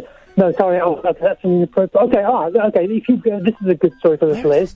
I was on the tube and I thought, oh look, that looks like James O'Brien, and I started walking and I followed him all the way to his front door.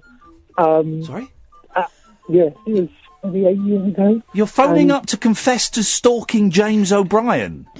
It's not. We've got little ears. Don't mention words like that. You followed him to his front door?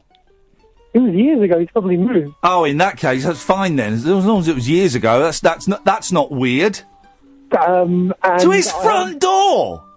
I haven't seen anyone famous on the tube since I saw Boy George in 2009. And did you follow Boy George to his front door? No, he'd just come out of prison and he was looking quite... You're obsessed with prison, which is where you're going to end up if you keep following people to their front door. Who else famous have I met? I saw Ricky Gervais, he was all right. And did you try and blackmail him? Did you threaten him with a knife? Come on, you're making me sound like a weirdo now. Yeah, I'm not making you sound like a weirdo. You're making you sound like a weirdo by saying you saw James O'Brien on the tube, so you followed him to his front door. No, because I was just behind him at a cash point, and I thought I'd just go, "Yo, wagwan, James." But I thought, because he's quite intellectual, isn't he? And then you think, what can I say to him? And he's not famous enough to be mobbed, but he's not unfamous enough to not be recognised. So you followed him from a cash point to his front door. Well, it sounds worse than it is, because I've called him up a few times as well. It sounds bad because it is bad, you stalker. No, he would have known. He would have known that he'd think, is that person that was behind me at the cash... Flipping it, they're following me. Did he start running at any point?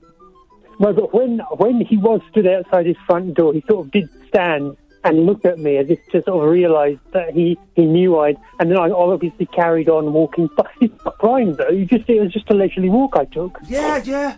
Well, John, thanks for that.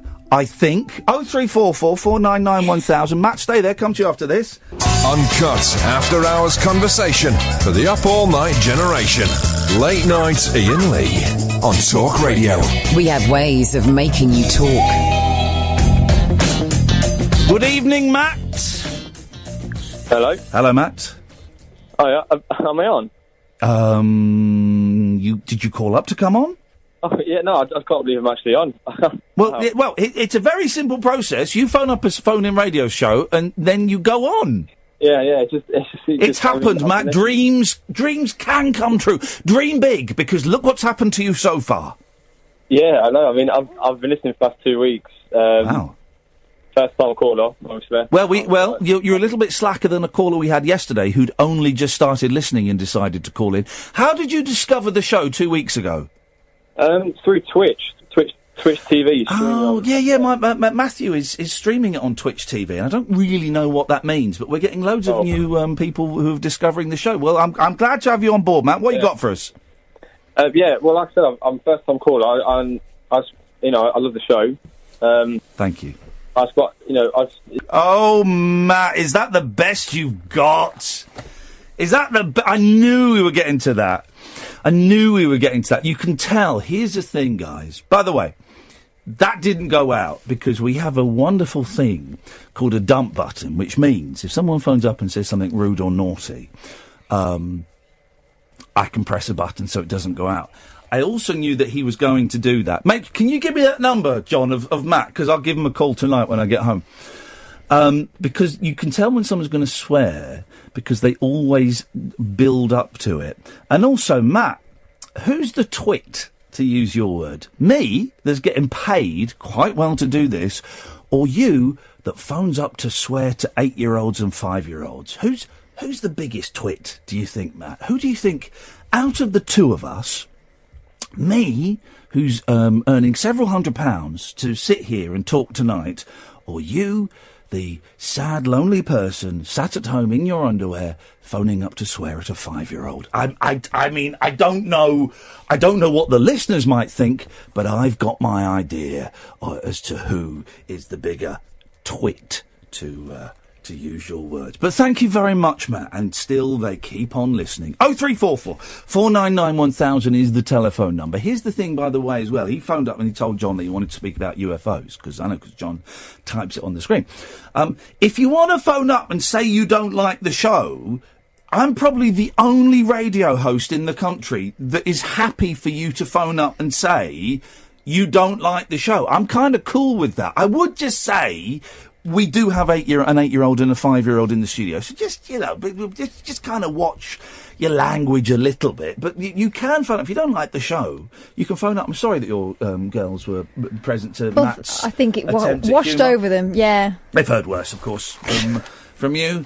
They've heard all the swears. But Matt, what I would suggest, Matt, have a little think about where you are in life, where you think swearing to a 5 and an 8-year-old, a 5-year-old and an 8-year-old girl, where you think that that's acceptable. Just have a little think on it over the weekend, and then maybe give us a call on Monday, and we can see if we can help you. 0344 499 1000 is the telephone number. If you want to give us a call, you are more than welcome to do so. Speaking of swearing in front of children, there's an interesting story in The Sun, and we'll be careful, we'll handle it carefully. I like Adele. I'm not a massive fan of her music. I like the first album, and I've not really listened to the others, so I can't comment. But I think it's all right. You know? I like her, and I like the fact that she's fairly, she's real, isn't she? Yeah. And you know what? She's a British girl done good. You can't knock that. Adele turned the air blue on the first date of her Wembley finale gigs. Apparently, she's quitting show business. Well, she doesn't have to do it No, anymore, she doesn't, does she? If I had that much money, and she'll get money for the rest of her life from royalties. She gets very nervous, apparently, for shows. Yeah. Why do it to yourself? I'd knock that on the head. She's sworn, right? And the Sun have done that thing where they write 5 songs with one. Right, they're not very good, but one of them is good. Right. And I'm going to be careful. Rolling in the Beep. Skyfowl, Cussing Pavements, Ruder Has It, and here's one. I'm going to use the original title of the song because they've used asterisks. Can't Let Go. Wow, isn't it though? Okay. Isn't it? They put the others were kind of mild, and then they went straight in with the LC one. Isn't that? Can't Let Go. That's what she said. Can't Let Go. Can't Let Go is the name of that song. I don't know what those letters could mean. No. Adele turned the air blue on the first date of her Wembley finale gigs by swearing 56 times. The potty mouth star... Who was counting? Well, the Sun were... Our bosses, Uncle Roop was there. Well, I'm going to go and see Adele, but I don't like the foul language. Get me my pencil and parchment. I'm going to jot these down, and maybe we can put it in the papers. Adele turned the air blue on the first date of her Wembley finale gigs by swearing 56 times. I love it. I am going to write. I want to compile a book of words that you only hear in newspapers. One of them is romp. Yes, romp. And this one is... Well, no, actually, I say this quite a lot. Potty-mouthed. The potty-mouthed star let go 44 Fs, 7 S's, and a B. She let them go. They got the whole list here. 44 Fs, 1 P, 1 D, 7 S's, 1 tit, and 1 B, the word you said on the radio the other day. I did not. You said it, and I complained to Ofcom about it. Isation. Say it now in front of the girls. This is a word. There you weren't. Exactly. And that's why I complained to Ofcom. And by the way, it's been upheld. I tell you what, we'll do this in a minute. I'm late for a break. Rocky, stay there. 0344 499 1000. Late nights with Iain. No. The late night alternative with me, Iain Lee, on Talk Radio. Late night Iain Lee on Talk Radio. We have ways of making you talk. Remind me to tell you the nightmare I had trying to get that noise. It's a water feature. We've got a water feature for the show. If you want to see it, go to periscope.com periscope.tv, / Iain Lee. The nightmare I had trying to get insurance for a 125cc scooter. Flipping heck. Let's go to Rocky first. Evening, Rocky! Good evening, Mr. Lee. How are you? I'm doing very, very well, sir. I'm doing very well, actually. I'm looking forward to... I've got a little bit of a line. It's been a really busy week, and I've got a bit of a line. I say a bit of a line, stupidly. I've booked my car in for an MOT at 12:30 tomorrow, so I'll have to get up at 12. But, I mean, I've got a bit of a line, so I'm looking forward to that. Oh, jolly good. Well, I used to be an MOT tester, so good luck to you. Thank you very much indeed. This is a serious question. I'm not light-hearted. Yep. Last year, I got a DAB radio for my home and for my car. Yes. Via a leaflet. And on the leaflet, it said that the analogue signal would be switched off sometime in 2016. And obviously, because they want to free up airspace for cell phones, etc. Yeah. And it hasn't happened. No. Do you know when it is going to happen? Because this is probably why you're listening. Well, it could be because the show's pony. Let's never forget that. Yeah, I don't know, and I don't think they know. It was due, and I'm only half, despite this being my industry, my bread and butter, I've only kind of half followed this story. But I think the date of 2016 was announced like about 5 years ago, when the government thought there would be a huge uptake in the number of people using DAB radios, and the uptake was nowhere near as big and as quick as they expected. I don't know what the percentage of people who listen to the radio listen on DAB, but it's nowhere near as big as they thought. And so when it got closer and closer to the date of 2016, there was a huge hoo-ha. Can you give me an Al Pacino? Can you give me an Al Pacino hoo-ha? Hoo-ha! Yeah, there was a big hoo-ha! Because people going, well, no, you can't switch it off because we can't get DAB where we are and we haven't got a DAB radio. So for some reason, I want to say they put it back 5 years to 2021. But I don't know that for sure. Oh. I'm clutching at straw. I'm looking around in the dusty back of my mind at the moment, and it's a little bit murky in there. But that kind of rings a bell. Well, as for your show being pants, that's totally wrong. Along with the two mics, your shows are among the two, as far as I'm concerned, the two best currently on radio today. You're very, very kind. Where have the two mics been? When are the two mics back next week? Because I've missed those guys. I like though. I hate sport. Here's the thing, Rocky. I hate sport. All of my sporting knowledge comes from listening to the two mics, because I love them so much. I will sit and listen to them talking about the manager of Everton, because I just enjoy them arguing with each other so much. So but where the hell are they, Catherine? They've been doing afternoons. Why? Or mornings, covering for some slacker. Unbelievable. Are they back next week in the rightful graveyard I'm going shift? to insist they are. Make sure you do, because I like listening to them on the way home. And now that...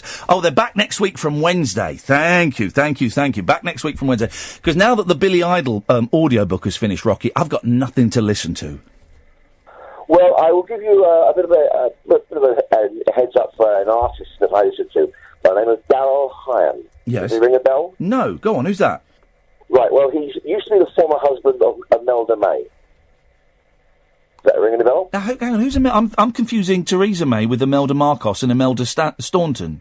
Who's Imelda Staunton? Imelda May was a young Irish artist from Dublin. She used to do rockabilly, but now she's gone into a different style. Well, Darryl Hyam started in the mid-90s with a band called Bob and the Bearcats. Right. He left and went solo in 1995. Yes. He released 25 studio albums. Wow. Are they any good?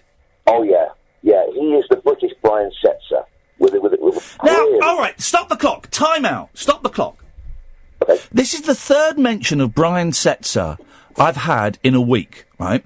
Someone sent me, because my new jam is Dan Hicks and his Hot Licks, and someone very kindly sent me a Dan Hicks CD live and also Brian Setzer. And then Katia on Twitter mentioned Brian Setzer. And then you've mentioned Brian Setzer. And I've never heard... he's kind of like rockabilly, isn't he? Right, he started out in the late 70s with his brother, Gary, with a band called the Bloodless Pharaohs. They were a punk band. Okay. And then he met up with... The Stray Cats! He was in the Stray Cats! Absolutely. Right. Well, he started out as a Tomcats in that case, that's the fourth mention, because Billy Idol mentions him in his autobiography. Something's happening with me and Brian Setzer. Well, they came to England in 1979, recorded Runaway Boys, yes, and then Rock This Town, Stray Cats. Dave Evans was their producer. Yes. And then they had a few hits, and they faded away and came back in the late 90s with Bring It On Back Again from the album Blast Off. Yes. Then he discovered orchestra, and that's how he made his name. Right. He does rockabilly mixed with this swing orchestra. Okay. And they sell out wherever they go. They're huge in Japan. Wowzers. I mean, at the Montreal Jazz Festival in 1998, he played in front of 276,000. Sweet Lord. Absolutely. Well, he does album after album after album, and he does, periodically he records with the Stray Cats and tours, but he has backing bands such as the Riot Squad, the Nashvillians. Okay. And he truly is. I feel I'm living his career in real time. Genius. I'm going to check Brian Setzer out. Rocky, thank you for your kind words and thank you, and we'll make sure that's passed on to the no, we won't. We'll just keep it here. Is Brian Setzer still alive? Because that's a lot of mentions. Isn't it just? 0344 499 1000. And he talks about Brian Setzer playing to 270,000 people. Well, dear listener, in a little over a week's time, Catherine and I will be playing to 27 people. Yeah. We're playing a gig at the Stand in Newcastle, right? And I can say this categorically. There are 273 tickets left. So grab them while they're... No rush. Lukewarm. No rush. 273 tickets left for a show a week on Sunday in Newcastle. Nice. So it's going to be... We're not cancelling it. Trust me. I've tried. The venue won't let me. But I've tried 3 times. Maybe we should cancel this. No. We never cancel the show. OK, thanks. We'll drive for 5 hours to play 27 people, which is great, which I don't mind, because those 27 people will want it, and we will give it to them. It's going to be a legendary gig. I was on BBC Newcastle this week, I think. Didn't ask me, did they? No, they didn't ask you, Catherine, because... yeah, we know. Well, OK. Yeah. Because of the Ofcom. Exactly. 0344 499 1000. There are literally 273 tickets left. If you want to buy them, even if you want to buy them and not turn up, that would be awesome. If you Google The Stand, The Rabbit Hole, July the 9th, it's only a tenner, bishy bashy boshy. You too could be sat in a huge, cavernous, almost empty hall, listening to the sounds of silence echoing off the walls. I'm going to insist that everyone sits at the back.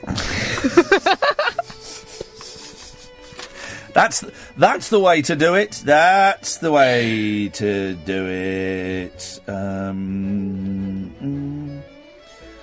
Hang on a second. Let me just turn this up while I just.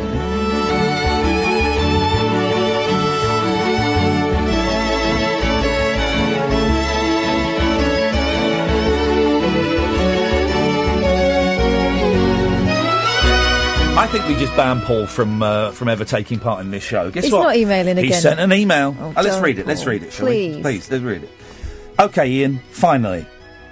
You thought I was out of order when I called speaking about searching for a tooth in poo in front of an 8 and 5-year-old children.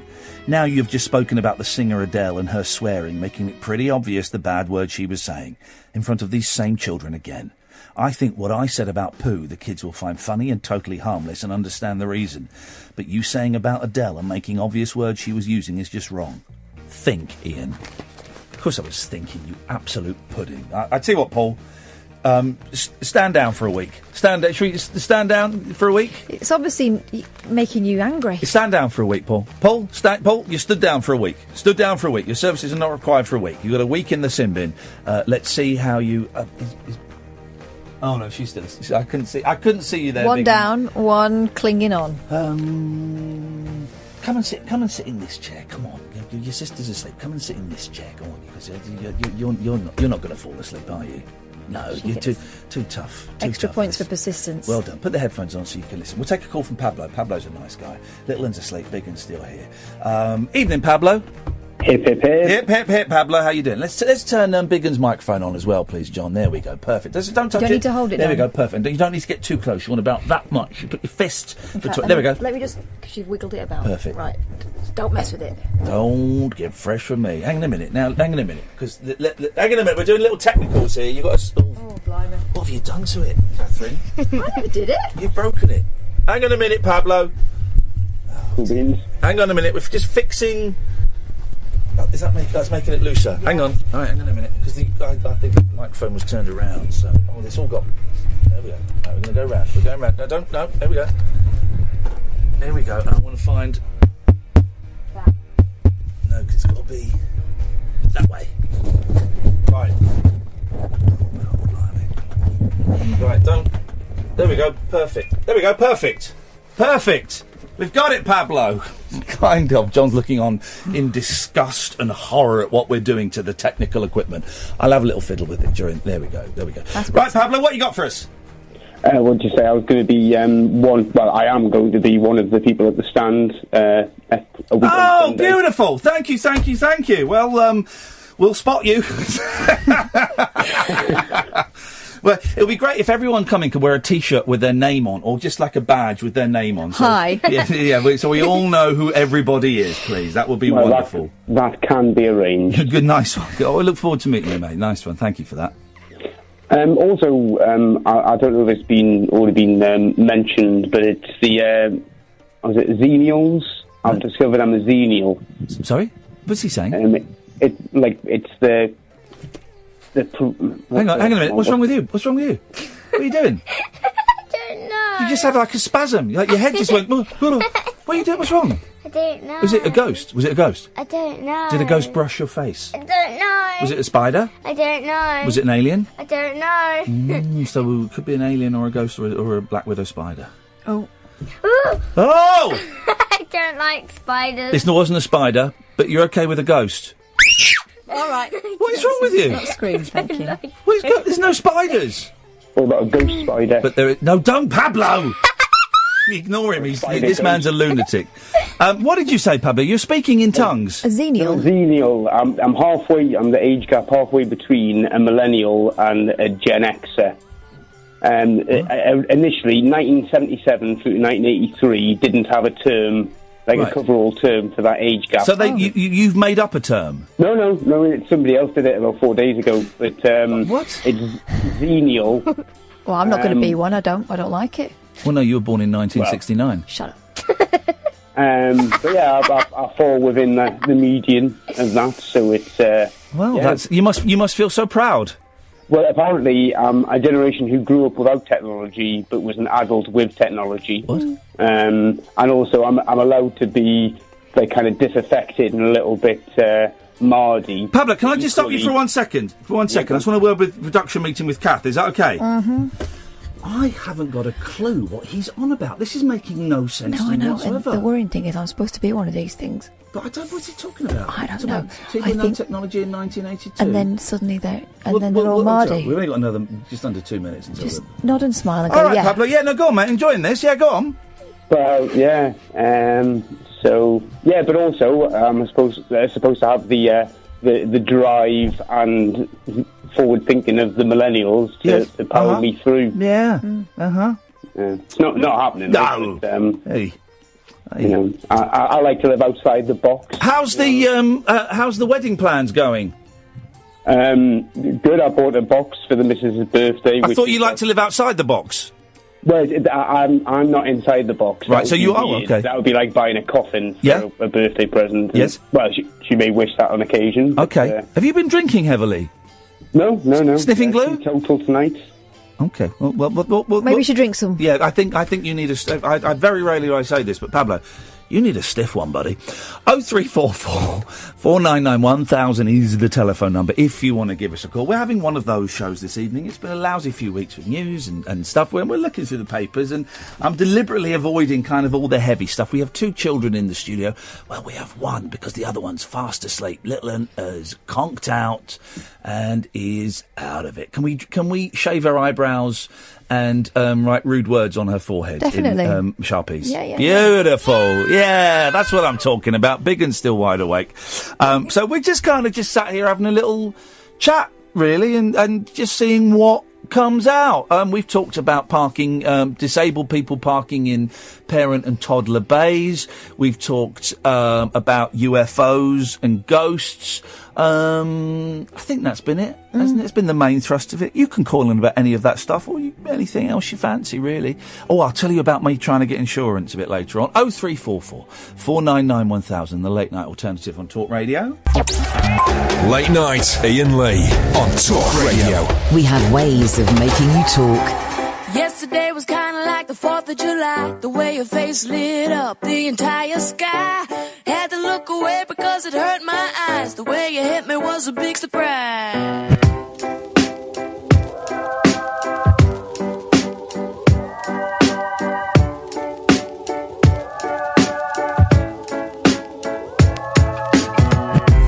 Yesterday I really didn't know what to say. I wasn't making any sense, but I felt okay. Ask you if it was my birthday. This kind of thing don't happen every day.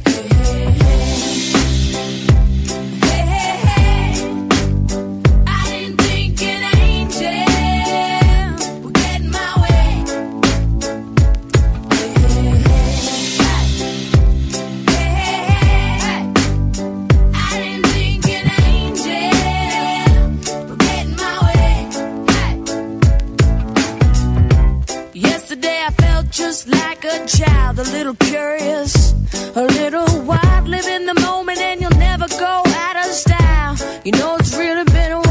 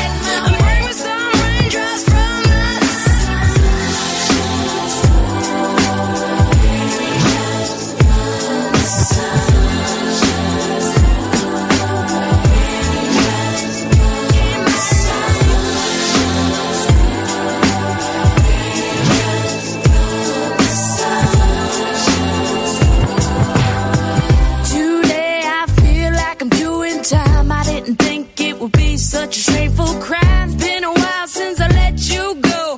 Time don't let regrets go. Hey, hey, hey, hey. I didn't think an angel get my way. No, no, no. Hey, hey, hey. I didn't think an angel get my way. Hey. So I got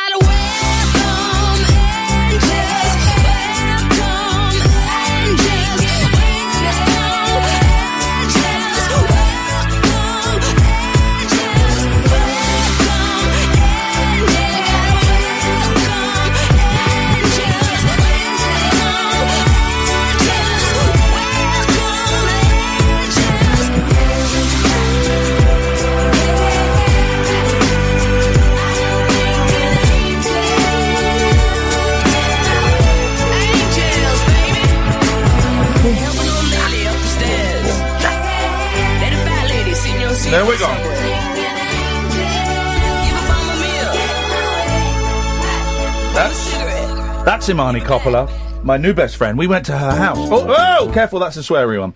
We went to her house. I bought a piece of art off her, which may have arrived the other day. I don't know. It's something from UPS. We tried to deliver, but we didn't press the doorbell. One of those things is it may be that. I just don't know. Guys, this is the Late Night Alternative with me, Iain Lee. Every Monday to Friday, 10 till 1. We come in, we kind of, we can talk about the big news stories. They're out there. But we tend to sort of avoid them because everybody's talked about them. And what else is there new to say? And tonight we're doing something slightly different. Kath has, for some inexplicable reason, and I won't have it out with her on the air, but trust me, emails have been sent to both social services and my boss, Mr. Denny Morris. But for some reason you've brought 2 of your children in. Yeah, well, I left the others at home. Yes. We heard there were fireworks. You have an 8-year-old...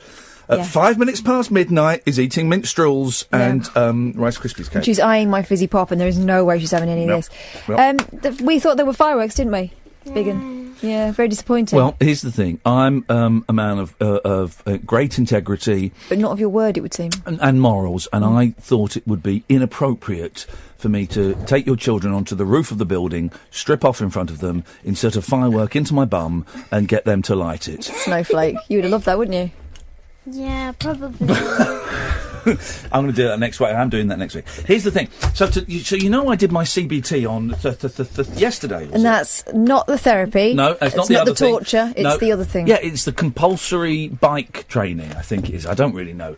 So I did that, right, on a little 50cc putt-putt. Mm-hmm. And it was the most terrifying experience of my life. Why? Because you're on a little motorbike and it's going... I say going fast, it could only go 27 miles an hour, and that was with the wind behind you. And he made you ride to another town within 3 minutes of trying this thing out? Yeah. He said, he said, we can't do it here.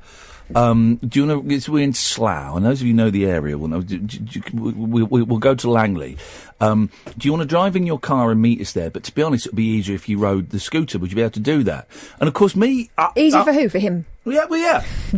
I'm a bloke, right? So, well, actually, I think it's a human thing to say, yeah, that'll be fine, right? And he said, tell you what, get on a scooter now, have a little... Have you ever ridden one before? No. Have a little ride around the car park, just see how you get on with it. And I was bricking it. I was terrified. Honestly, the scooter itself was knackered. He said there's a bit of a problem with the fuel. So what you need to do is you need to keep the throttle on maximum and accelerate and decelerate by using the brake. What? Yeah, that's right. So the throttle's on maximum, and you had to just go with the brake. Although, funnily enough, I used to have a car like that. Yeah. My first car. To go uphill, I had to press the brake. It was terrifying. And after 5 minutes, he said, do you think you can ride to Slough, which is, to Langley, which is about 3 or 4 miles away? I went, yeah, not a problem. Is it a straight line? No, you had to go like on the A4 and roundabouts. It was terrifying. It's that feeling like when you're a learner driver where you're thinking, no one around me has the clue that I'm really awful at this. But here's the thing, right? When you're in a car, even as a learner, I felt safer because I thought if anyone hits me, they hit the car. They hit the car, be fine. But there, you're in a little bit of plastic. You're in a little bit of plastic, and the floor kept falling off the thing as well. So it was awful. Anyway, I passed, even though I couldn't do U-turns or the figure of 8. He said, "Don't worry about it." So I passed. Everyone passed. And then I've had my eye on this really old scooter. It's about 20 years old. This Is it? Yeah, it's an oldie, right? But a goodie. It's got loads of miles on, and so I had my eye on this, and I thought, well, I wasn't going to get one, and then I thought, let's just... So I was going to get it today, right? And I kind of decided I was going to get it. Mm-hmm. So then I phoned up to try and get insurance. I went to my insurance broker, and he said, we don't really do motorbikes. You're right. Just troughing. You're just shoving your face full of sweeties. That's absolutely fine. You're not my child. Eat as many as you want. Yay. So, all right. Sarcasm. More like your mother than I think it's good for you. She doesn't look like me, but she sounds like me. So my insurance broker said, we don't really do motorbikes. Here are the 2 leading brokers. Mm-hmm. Why don't you try them? So I phoned them up, right? And they would not touch me. They would not. One of them wouldn't. Did they even contemplate it, or they just say no? One of them wouldn't touch the bike. I said, why won't you They said, it's just not a make of bike that we insure. I was like, whatever. It's not a random one, is it? Whatever. And the other one, and I've learned from experience, I can't get insurance online. I cannot get car insurance online because of my job, and I've never been able to. You spend an hour typing it all into the box, and then you drop down TV presenter, radio presenter, as it would be now, and it says, we cannot do this online, call this number. You think, my insurance for my car, it's a rubbish little four-year-old Polo. My insurance is £1,500 for a Polo. Partly because of my job, partly because, I'm a bad boy. All right? So I've got a few points on my licence, right? So I've shunted into the back of a couple of cars in the last 2 years. All right, Billy Idol. All right, then. So what? Yeah. So what? I like to live life on the edge, you know? I don't mind. I'm a bad boy. Right? I'm a right proper bad boy. So I had to phone up I phoned up several insurance brokers and companies today, and it was the phone call of shame. Have you got any points on your licence? Yeah, I've got a few. Yeah, I've got an SP50. I've got an SP30. I've only got 6 points now. What does SP stand for?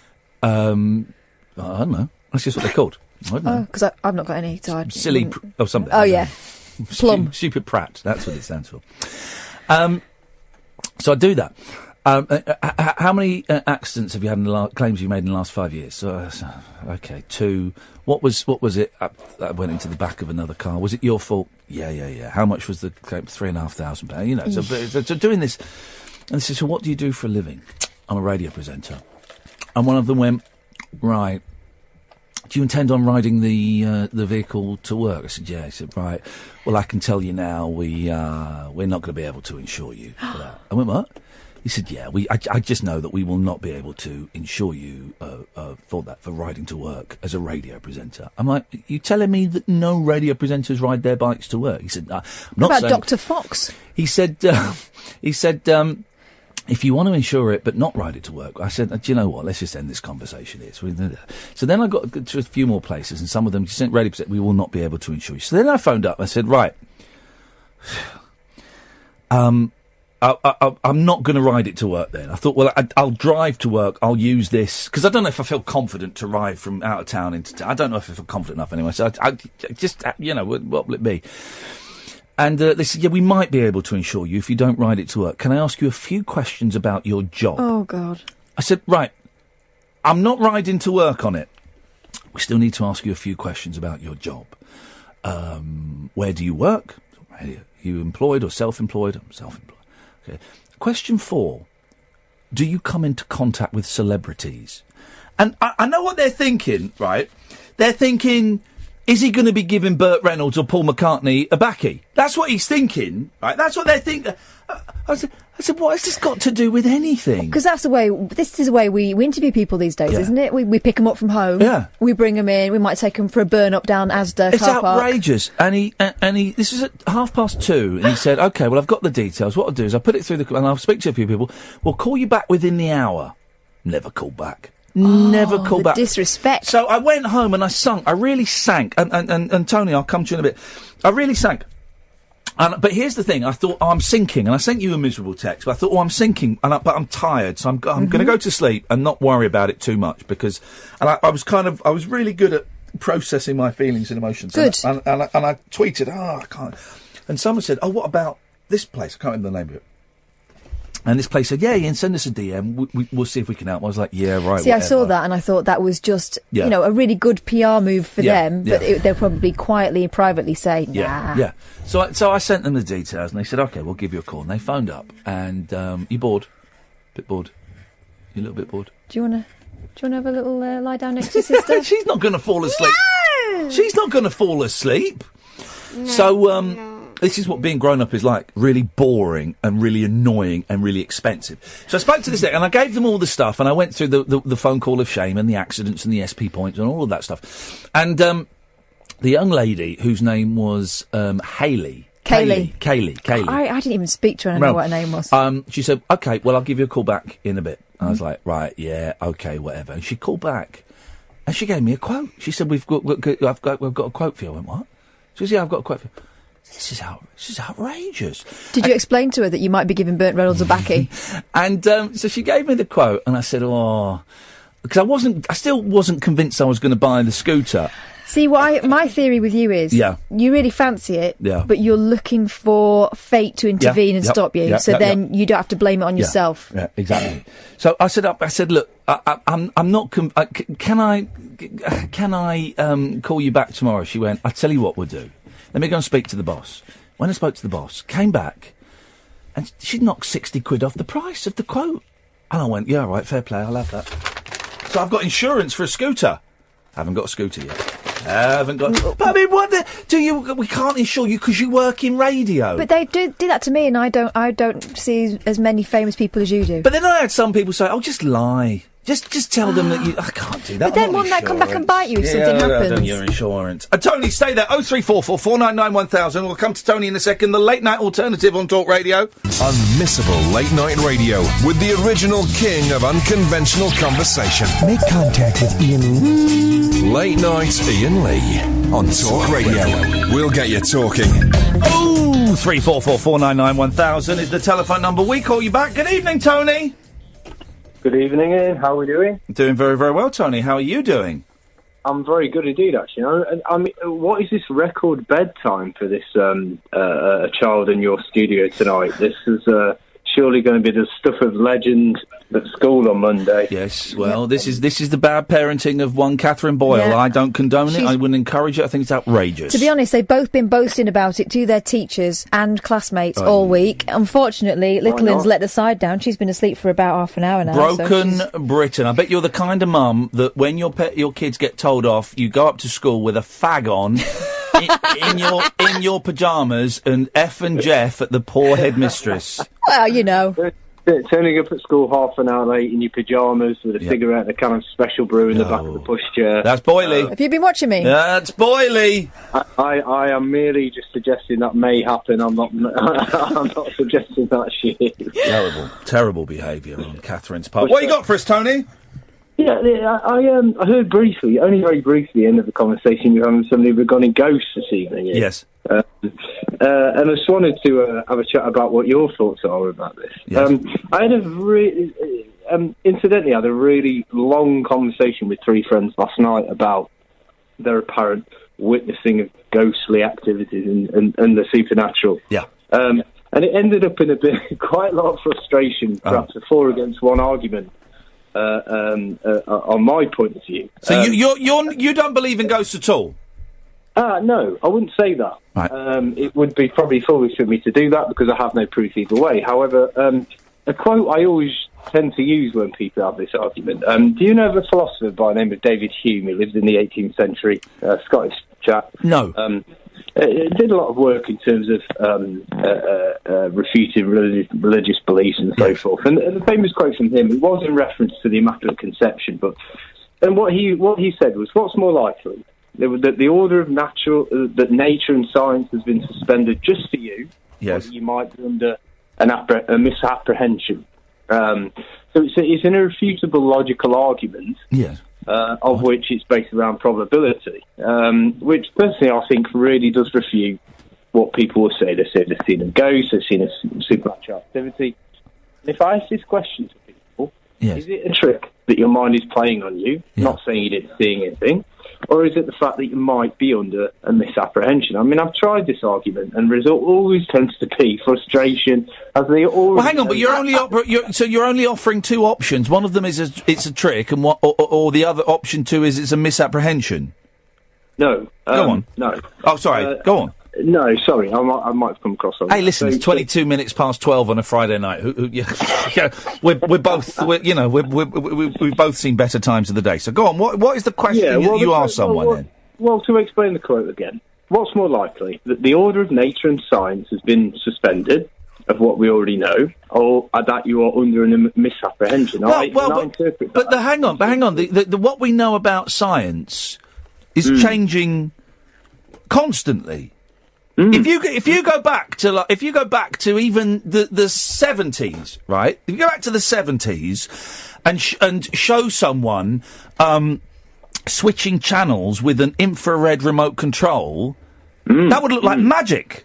What's the Clark, Arthur C. Clarke thing? If the technology is indistinguishable from magic or something like that, I've paraphrased it. Yeah, absolutely. And obviously, what we can see now, the fact that we're talking on a phone. Fish can see the infrared beam from your remote control. Did you know that? Yeah, that's insane. Yeah, well, absolutely. And I think, do you know something called the Hubble Deep Field, where we can see the certain light spectrums we didn't even know existed? Yeah. There are birds that can see them. Yeah, aren't there? Yeah. Now, I have tried this argument, and again, I understand that point of view, perhaps, and I'm not saying that I don't believe that kind of thing exists. Merely, I'm saying logically and probability-wise, it's more likely that we all have tricks of the mind. We all think we see things at times. But if it's more likely that someone who has seen a ghost, and I don't know, what I believe in or not, but if it's more likely, I say I've seen a ghost, it's more likely it's a trick of the mind. Well, it still means there is a likeliness that it's a ghost. Okay, well, if it's more likely, it still means there is a slight likeliness that it is actually a ghost. Absolutely. Now, and I think of it in terms of something associated with science, or perhaps spectrums of light that we don't understand. Yeah. Certain elements of science we don't understand. The advances we've made over the past 100 years are incredible. Like you say, rightly, what we know now and what we can do now. Well, we've gone from VHS to DVD, haven't we? Brilliant, yeah. I mean, going back to that, let's have a discussion about Betamax. Yeah, no. But, I mean, like I said, I've tried this argument, but again, I move on from there and I say, why a ghost? Well, why a dead person? To prove that you did indeed see such a thing, and you still have all your work. But I got it. Why do you need proof?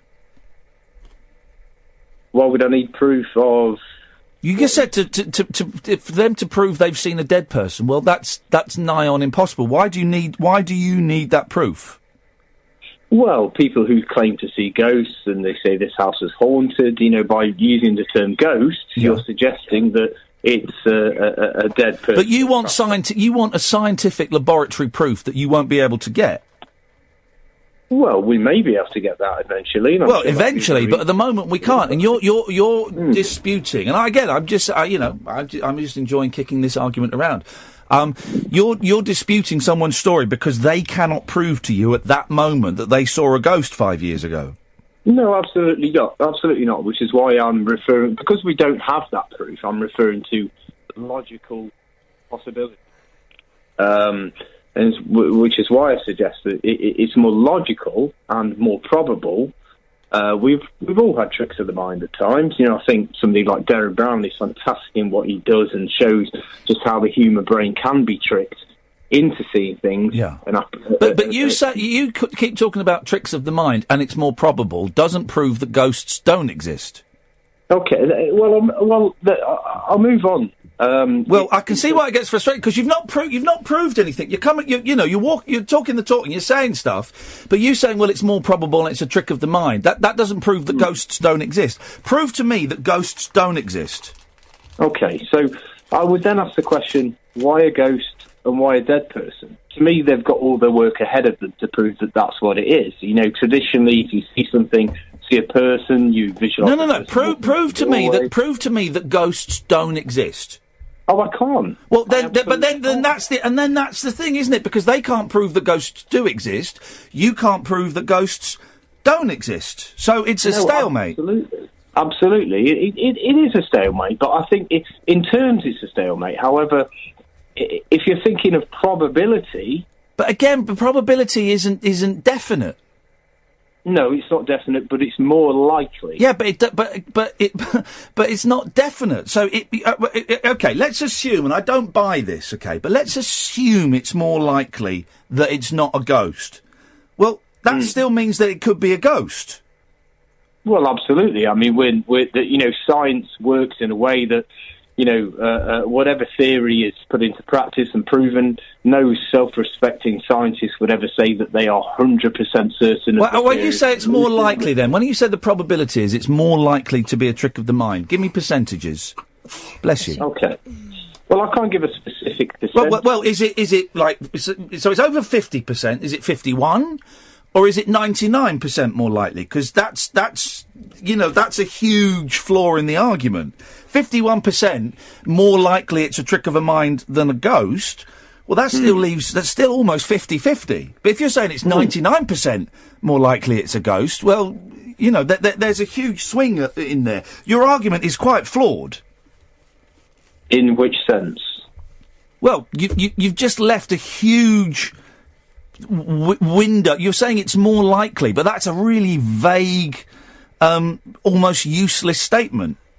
So the only way we could prove anything is through terms of experiment and evidence. Well, you keep talking about science. Maybe this is beyond the ken of science. Okay, well... Because they could... Right, here we go, right? What is that, Higgs boson? The Higgs boson, right? They didn't find it until last year. Yeah. Right? Didn't even know about it, I don't know, 50 years ago, right? And for 50 years it was a theory. For 50 years it was a theory, right? And then they found it, right? Right, so for the 50 years when they hadn't found it, does that mean it didn't exist? Absolutely not. Right, and the years, the millions of years before they came up with the theory, does that mean it didn't exist? No, absolutely not. I rest my case, Tony. Well, however, as a refute to that, one specific statistic is, I mean, I don't know if you know, but in the past 3 years, more photographs have been taken than they have in the past 50 years combined. And I would suggest if these things are occurring physically, then I would suggest if that amount of photography is taking place... You're clutching at straws, Tony. The fact that loads more photos have been taken than were taken 20 years ago does not prove or disprove ghosts at all. And that's clutching at straws. Do we know... how do you know that... let's assume ghosts exist. How do you know that they can be photographed? How do you know that they're not hypersensitive and they can anticipate the click of the button? We don't know. What you're using photography, despite it becoming digital and what have you, is still pretty much 19th century technology, right? It's been upgraded a bit, but it's still late 19th century technology. So why would late mean that they can capture that particular thing? No, exactly. Why would you assume that late 19th century technology can capture something that is potentially in another dimension? We don't have interdimensional cameras. And we're in agreement on that. But going on from that, the only thing we've agreed on is we don't have interdimensional cameras. No, we don't. Here's the thing. I think you said these conversations get frustrating. I'm not frustrated. I think you're the one that gets frustrated in these conversations because you are trying to put down an empirical, scientific background, but you don't actually have any numbers to back that up. Well, it's impossible to find those statistics. Well, then you can't use phrases like "it's more likely" because that's meaningless in this context. So then I'd ask another question. No, you don't seem to respond to anything. Your response to your argument being, with respect, torn apart, is to ask another question. Yeah. Yeah. So you don't acknowledge any points that you have got wrong or cannot back up. You just simply ask another question. That's not an argument. Well, in your mind, if somebody said to you today they saw a ghost, they saw a young girl walking along a railway track, which is something that somebody told me last night. In your mind, being honest with yourself, what would you feel would be more likely? But that doesn't mean anything. But what does more likely mean? It means that you can honestly say to yourself, is this somebody seeing a dead person, or perhaps they may be... But that's meaningless. Supposing Kath comes in, right, and tells me that she had a car crash on the way in. She says, I was at some traffic lights, and a car went into the back of me, right? I would think it was more likely it was the other driver's fault, yeah? Mm-hmm. I would think it was more likely it was the other driver's fault. But who's to say that Kath wasn't reversing? Kath stopped suddenly? Just because it's more likely, it doesn't rule out any other alternative. And you can't say more likely, because more likely is by just saying more likely, you're saying somewhere between 51% and 99%. That window is too big. You're talking about empirical science. That wouldn't stand up in a laboratory. Well, neither would, because we quite simply don't have specific evidence. No, exactly. So you're saying you don't believe someone who's seen a ghost because it's more likely that they haven't. Well, that's a meaningless statement. In which sense? In the sense that it doesn't mean anything. So if I said to you now that I've just seen something walk across my garden, having quickly glanced at it, and I saw a woman in black, or whatever it normally tends to be, one of five things: a woman in black, a young child, a man in a Victorian outfit, what they normally tend to suggest. Would you, in your honest belief, think to yourself, am I under a misapprehension, or is Who's seen it? I'm seeing it, or you're telling me you've seen it? If I said to you tonight, I saw that, right, what would your first thought be? Tell me more. Well, I haven't, but I'm saying, what would you? No, well, I'm telling you what my first. What is this? I'm telling you what my first thought would be. Tell me more. Tell you more. Well, if I said I saw in the dark a figure walking across the garden, I walked down there. There was nobody there. It was quiet. Yeah. What would your first thought be from that? Tell me more. Well, if that's all I knew... Right, okay. I hadn't touched anything. But my first thought is irrelevant. My thought is irrelevant. That's based on my history, my reading and my prejudice. So that's irrelevant, what my first thought was. That I don't understand what that's got to do with whether ghosts are real or not. What I think when someone tells me they think they've seen a ghost. Okay, so if we're thinking of the term ghost, you think of a ghost, we obviously assume... Here's the thing, Tony, I can see why these chats get frustrating, because you just don't address any of the issues that are batted back at you. You something gets batted back and then you move on to something else. No, I'm merely making another point to explain... Well, you're not addressing that point. What does my prejudice... What does my first thought... Someone says to me, hey, we've found this thing called the Higgs boson. My first thought is, never heard of it, it doesn't exist. Well, that doesn't mean anything. Because what was my thought got... to see the evidence. Well, no, I wouldn't. What has my thought, my prejudice, got to do with whether something is true or not? Your prejudice in terms of you... being a believer in that kind of thing, or not a believer, either being a believer or not being a believer. There is prejudice. So what has my prejudice got to do with proving whether or not ghosts are real? Well, I haven't mentioned prejudice. No, you've said my first thought, and that will be made up, as I just said, and I'll say it again, of my upbringing, my reading, my prejudice, and many other things. But those are the three that spring to mind. Have you personally ever witnessed anything yourself, may I ask? What is that? No, you're doing it again. You're doing it again. I'm asking you a question, Tony, and what you're doing, and I do understand why the people you chat with get frustrated. What you're doing is you're ignoring my question and then throwing another question at me. So I'm going to ask you again.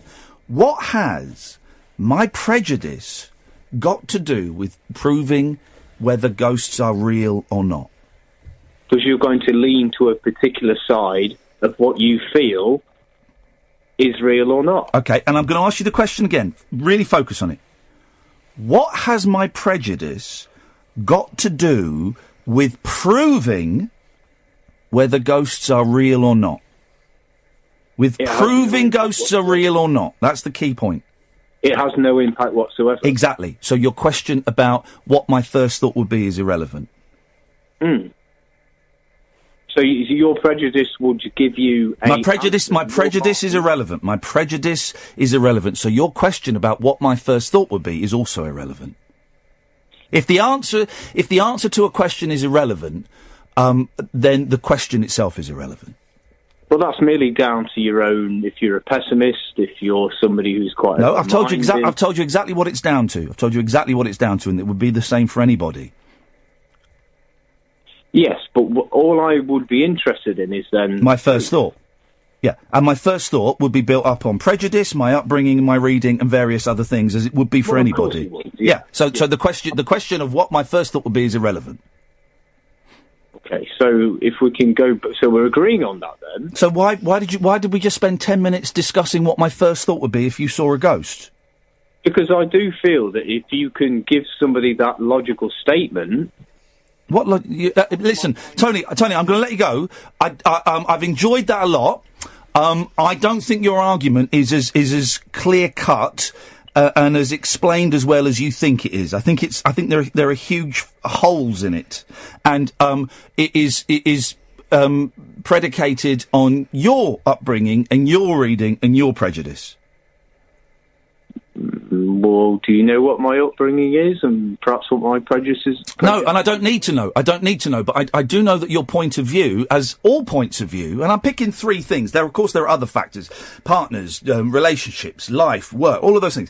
But your point of view, as all points of view, is primarily made up of your upbringing, your readings, and your prejudice. But it's also based on scientific reason. No, it's not. Well, you've just spent 20 minutes where you've not brought any science into it at all. So I don't believe that. I did bring science into it in terms of there has been no physical evidence. That's not science. There is no physical evidence. There is no physical evidence that I ate a burger tonight. Doesn't mean I didn't. Doesn't mean I did. There's no physical evidence. So saying there's no physical evidence is not a scientific argument. Tony, there will be contents of your stomach that you'd ate your burger. Okay, Tony. Listen, thanks very much. Yeah, it's been a pleasure, Ian. I've enjoyed it. We'll do it again. I've enjoyed it. But the argument was pish. 0344. So loads of people have called in. We've got Callum, Rich, Danny, and CJ. We'll come to you after this. Late night, Iain Lee on Talk Radio. We have ways of making you talk. Well, I enjoyed that, Catherine. Yeah, well, it seems to have done the trick with Biggin. We've knocked the kids out with that conversation. We've got loads of calls. Let's try and get through as many of these as we can. Good evening, Rich. Hello. Hello, Rich. Hi, I wasn't too sure about that last guy that was online. I think... I agree with science. It's great. I love science. Science is real. I love science. But there's certain things that you can't. I can't put it out in words. There's certain times when, especially with the supernatural. Yes. I've read all Richard Dawkins' books. I noticed he quoted Richard Dawkins' books. Yes. But there was. The thing that makes me doubt it, there was a time in 1992,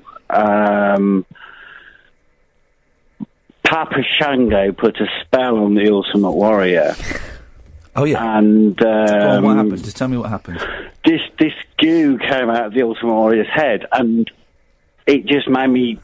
I don't know. If you YouTube it... Is it so there's video evidence. So what was the gentleman's name? Papa Shango? The Ultimate Warrior's in the ring. It's a wrestling match, yeah? Yeah. Wow. It's legit. So it's a proper wrestling match with the referee paying attention and everything. What happened to the Ultimate Warrior? Papa Shango marches out. Yeah. I'm not kidding you. He pops a spell on the Ultimate Warrior, voodoo ghosts, all that. Jeez. Did the referee spot Papa Shango doing the voodoo? You'd hope so, but I think he was distracted. There was something going on outside the ring. Like Bobby the Brain or something like that. Yeah. Probably Hex too, you know. So you've as you've seen actual evidence of goo coming out of the Ultimate Warrior's head. You believe in ghosts? Yeah, I mean, steady on. You heard that on Periscope. Apologies. Luckily, Biggin's conked out, but he was recounting what was an horrific story, and so we dumped that, didn't we, John? I think I've been hovering a lot since that call earlier on over the dump button. You can understand why the guy was upset. He's seen something horrific happening in WWF, as it probably was then. Evening, Callum.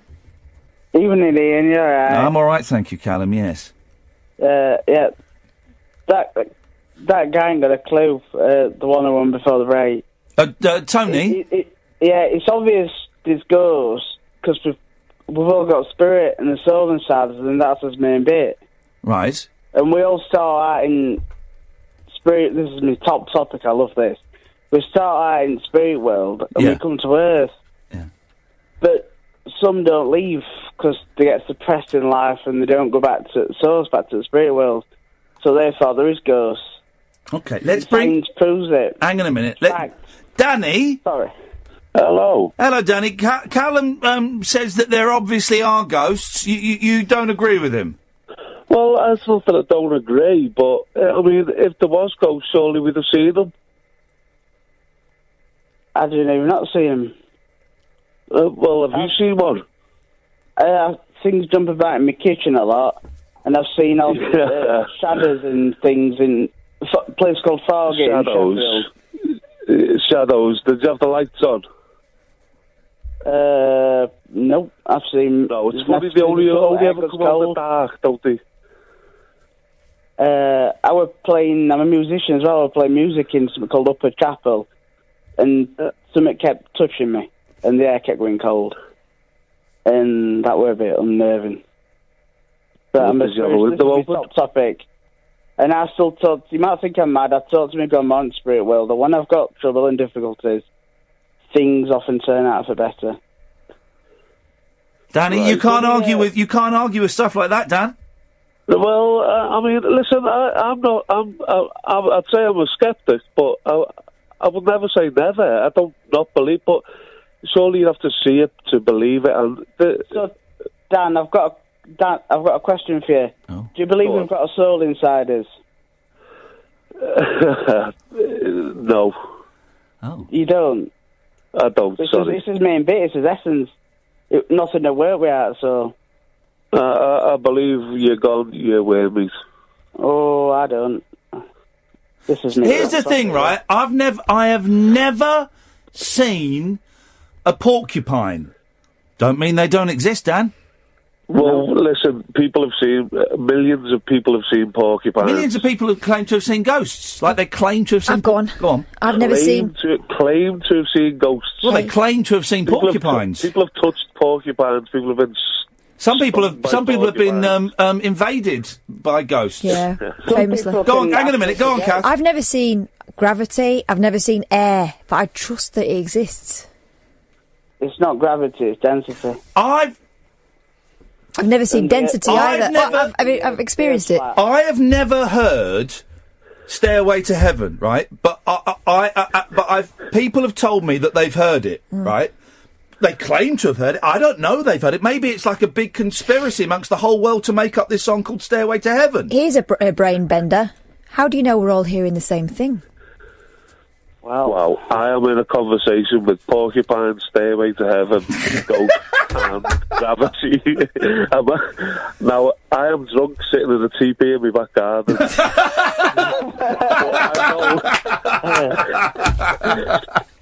Listen, Ian. Yes. This first time I've ever phoned up, and I think this is probably the most random conversation that What a great 30 minutes to end the week on, isn't it? Dan, listen, thank you, mate. We've got loads of calls. We're going to move on. Callum, thank you very much indeed. Let's go to CJ. Yes, CJ? What a great week of radio. Isn't it? Absolutely fantastic. Isn't it? I missed the show tonight because I've been at the pub. Oh. But I come outside and I'll ring up. Yeah. And then I'll hear quite a bit of the show whilst I'm on hold. Yeah, there we go. Worked. Yeah. So it was a good plan. And it made me think, there is spirits in the air tonight, but I think it's more drinky spirits, if that makes sense to you. How's that not drinking going? It's going great, actually. I'm drinking pints of Coke. Why would you go to the pub? My gigs that I run them in pubs. You might want to knock those on the head. I can't. I've got to do them. Got to do them. No, you don't. Well, I don't, but... No, you don't. It's going to help people, charity, so... No, you don't. No, you don't. Someone else... Well, listen, I'm just putting it out there. You don't need to do those things. Someone else could do them. Yeah, I suppose. Yeah. Well, I just wonder why... And I'm not having a go, CJ. And I hope you don't think I am. But it might sound like it. But I just wonder why you put yourself in a dangerous situation. It's probably the ultimate test of my strength, I suppose. Why would you do that? Why would you want to test yourself? want to face the fear, and I want to be able to knock this fear on the head, literally. Yeah, well, why not, again, this is just suggestions, but why not go to pubs for the next 6 months until you're feeling a bit stronger? This is people have been telling me this. The closest friends have been saying very similar, saying step back. When I stopped, are they both asleep? Right. When I stopped taking drugs, right, and I used to take drugs, right, when I stopped taking drugs, and I couldn't stop for quite a long time, and people would say to me, you have got to get rid of all of your friends that take drugs, all of your friends that drink excessively, and you have got to delete all of their phone numbers, and you've got to stop going to those places. And I went, yeah, sure, whatever. So I would go to pubs, and I would still go to clubs, and I would inevitably have I would inevitably start drinking and start texting people who did all those things. And the only time I got clean and sober was when I changed my life, and I deleted about 30 numbers of friends that weren't friends, that were dealers, and of good friends that just liked a cheeky toke every now and then. And I deleted all those numbers, and I had a couple of friends who would smoke occasionally, and I said to them, I would really like it if when we hang out, if just for a while, if you didn't smoke in front of me, because it would it would just make me feel uncomfortable. And my two good friends both went, yeah, sure, not a problem at all, no worries. I stopped going to pubs, I stopped going to clubs, and it made it easier. Yeah, it sounds right. It does sound right. Anyway, listen, I've got to move on, CJ, because we've got loads of calls, but, I'm not telling you what to do, I'm just sharing my experience. Good lad. William! Hello. Hello, William. That Ultimate Warrior thing, it was weird, because when he came back, he was half the size. What, sorry? The Ultimate Warrior thing the guy was talking about, when he came back, he was half the size from what it was before. Really? Because of the voodoo spell? Aye, he must have been cursed. He must have been hexed or something. This is, and we had that guy phoning up saying that this stuff doesn't exist, and yet we've had two callers recounting actual evidence that apparently is on YouTube, so it must be real, of a voodoo spell being put on a man, guns coming out of his head and him shrinking. And the referee not noticing. Well, it's so easy to get distracted when you're refereeing those big American matches. Must have been a bribe or something. No, come on, or magic. Dude. Come on, dude. William, thank you very much indeed. 0344 499 1000 is the telephone number. Also a burst of calls right at the end of the show there as people phoning up to share their experiences about ghosts and what have you. It's been a busy old night, isn't it? Really busy. Busy old night. I've enjoyed having the kids. Are they both asleep now? Yes, they are both asleep. They're both asleep.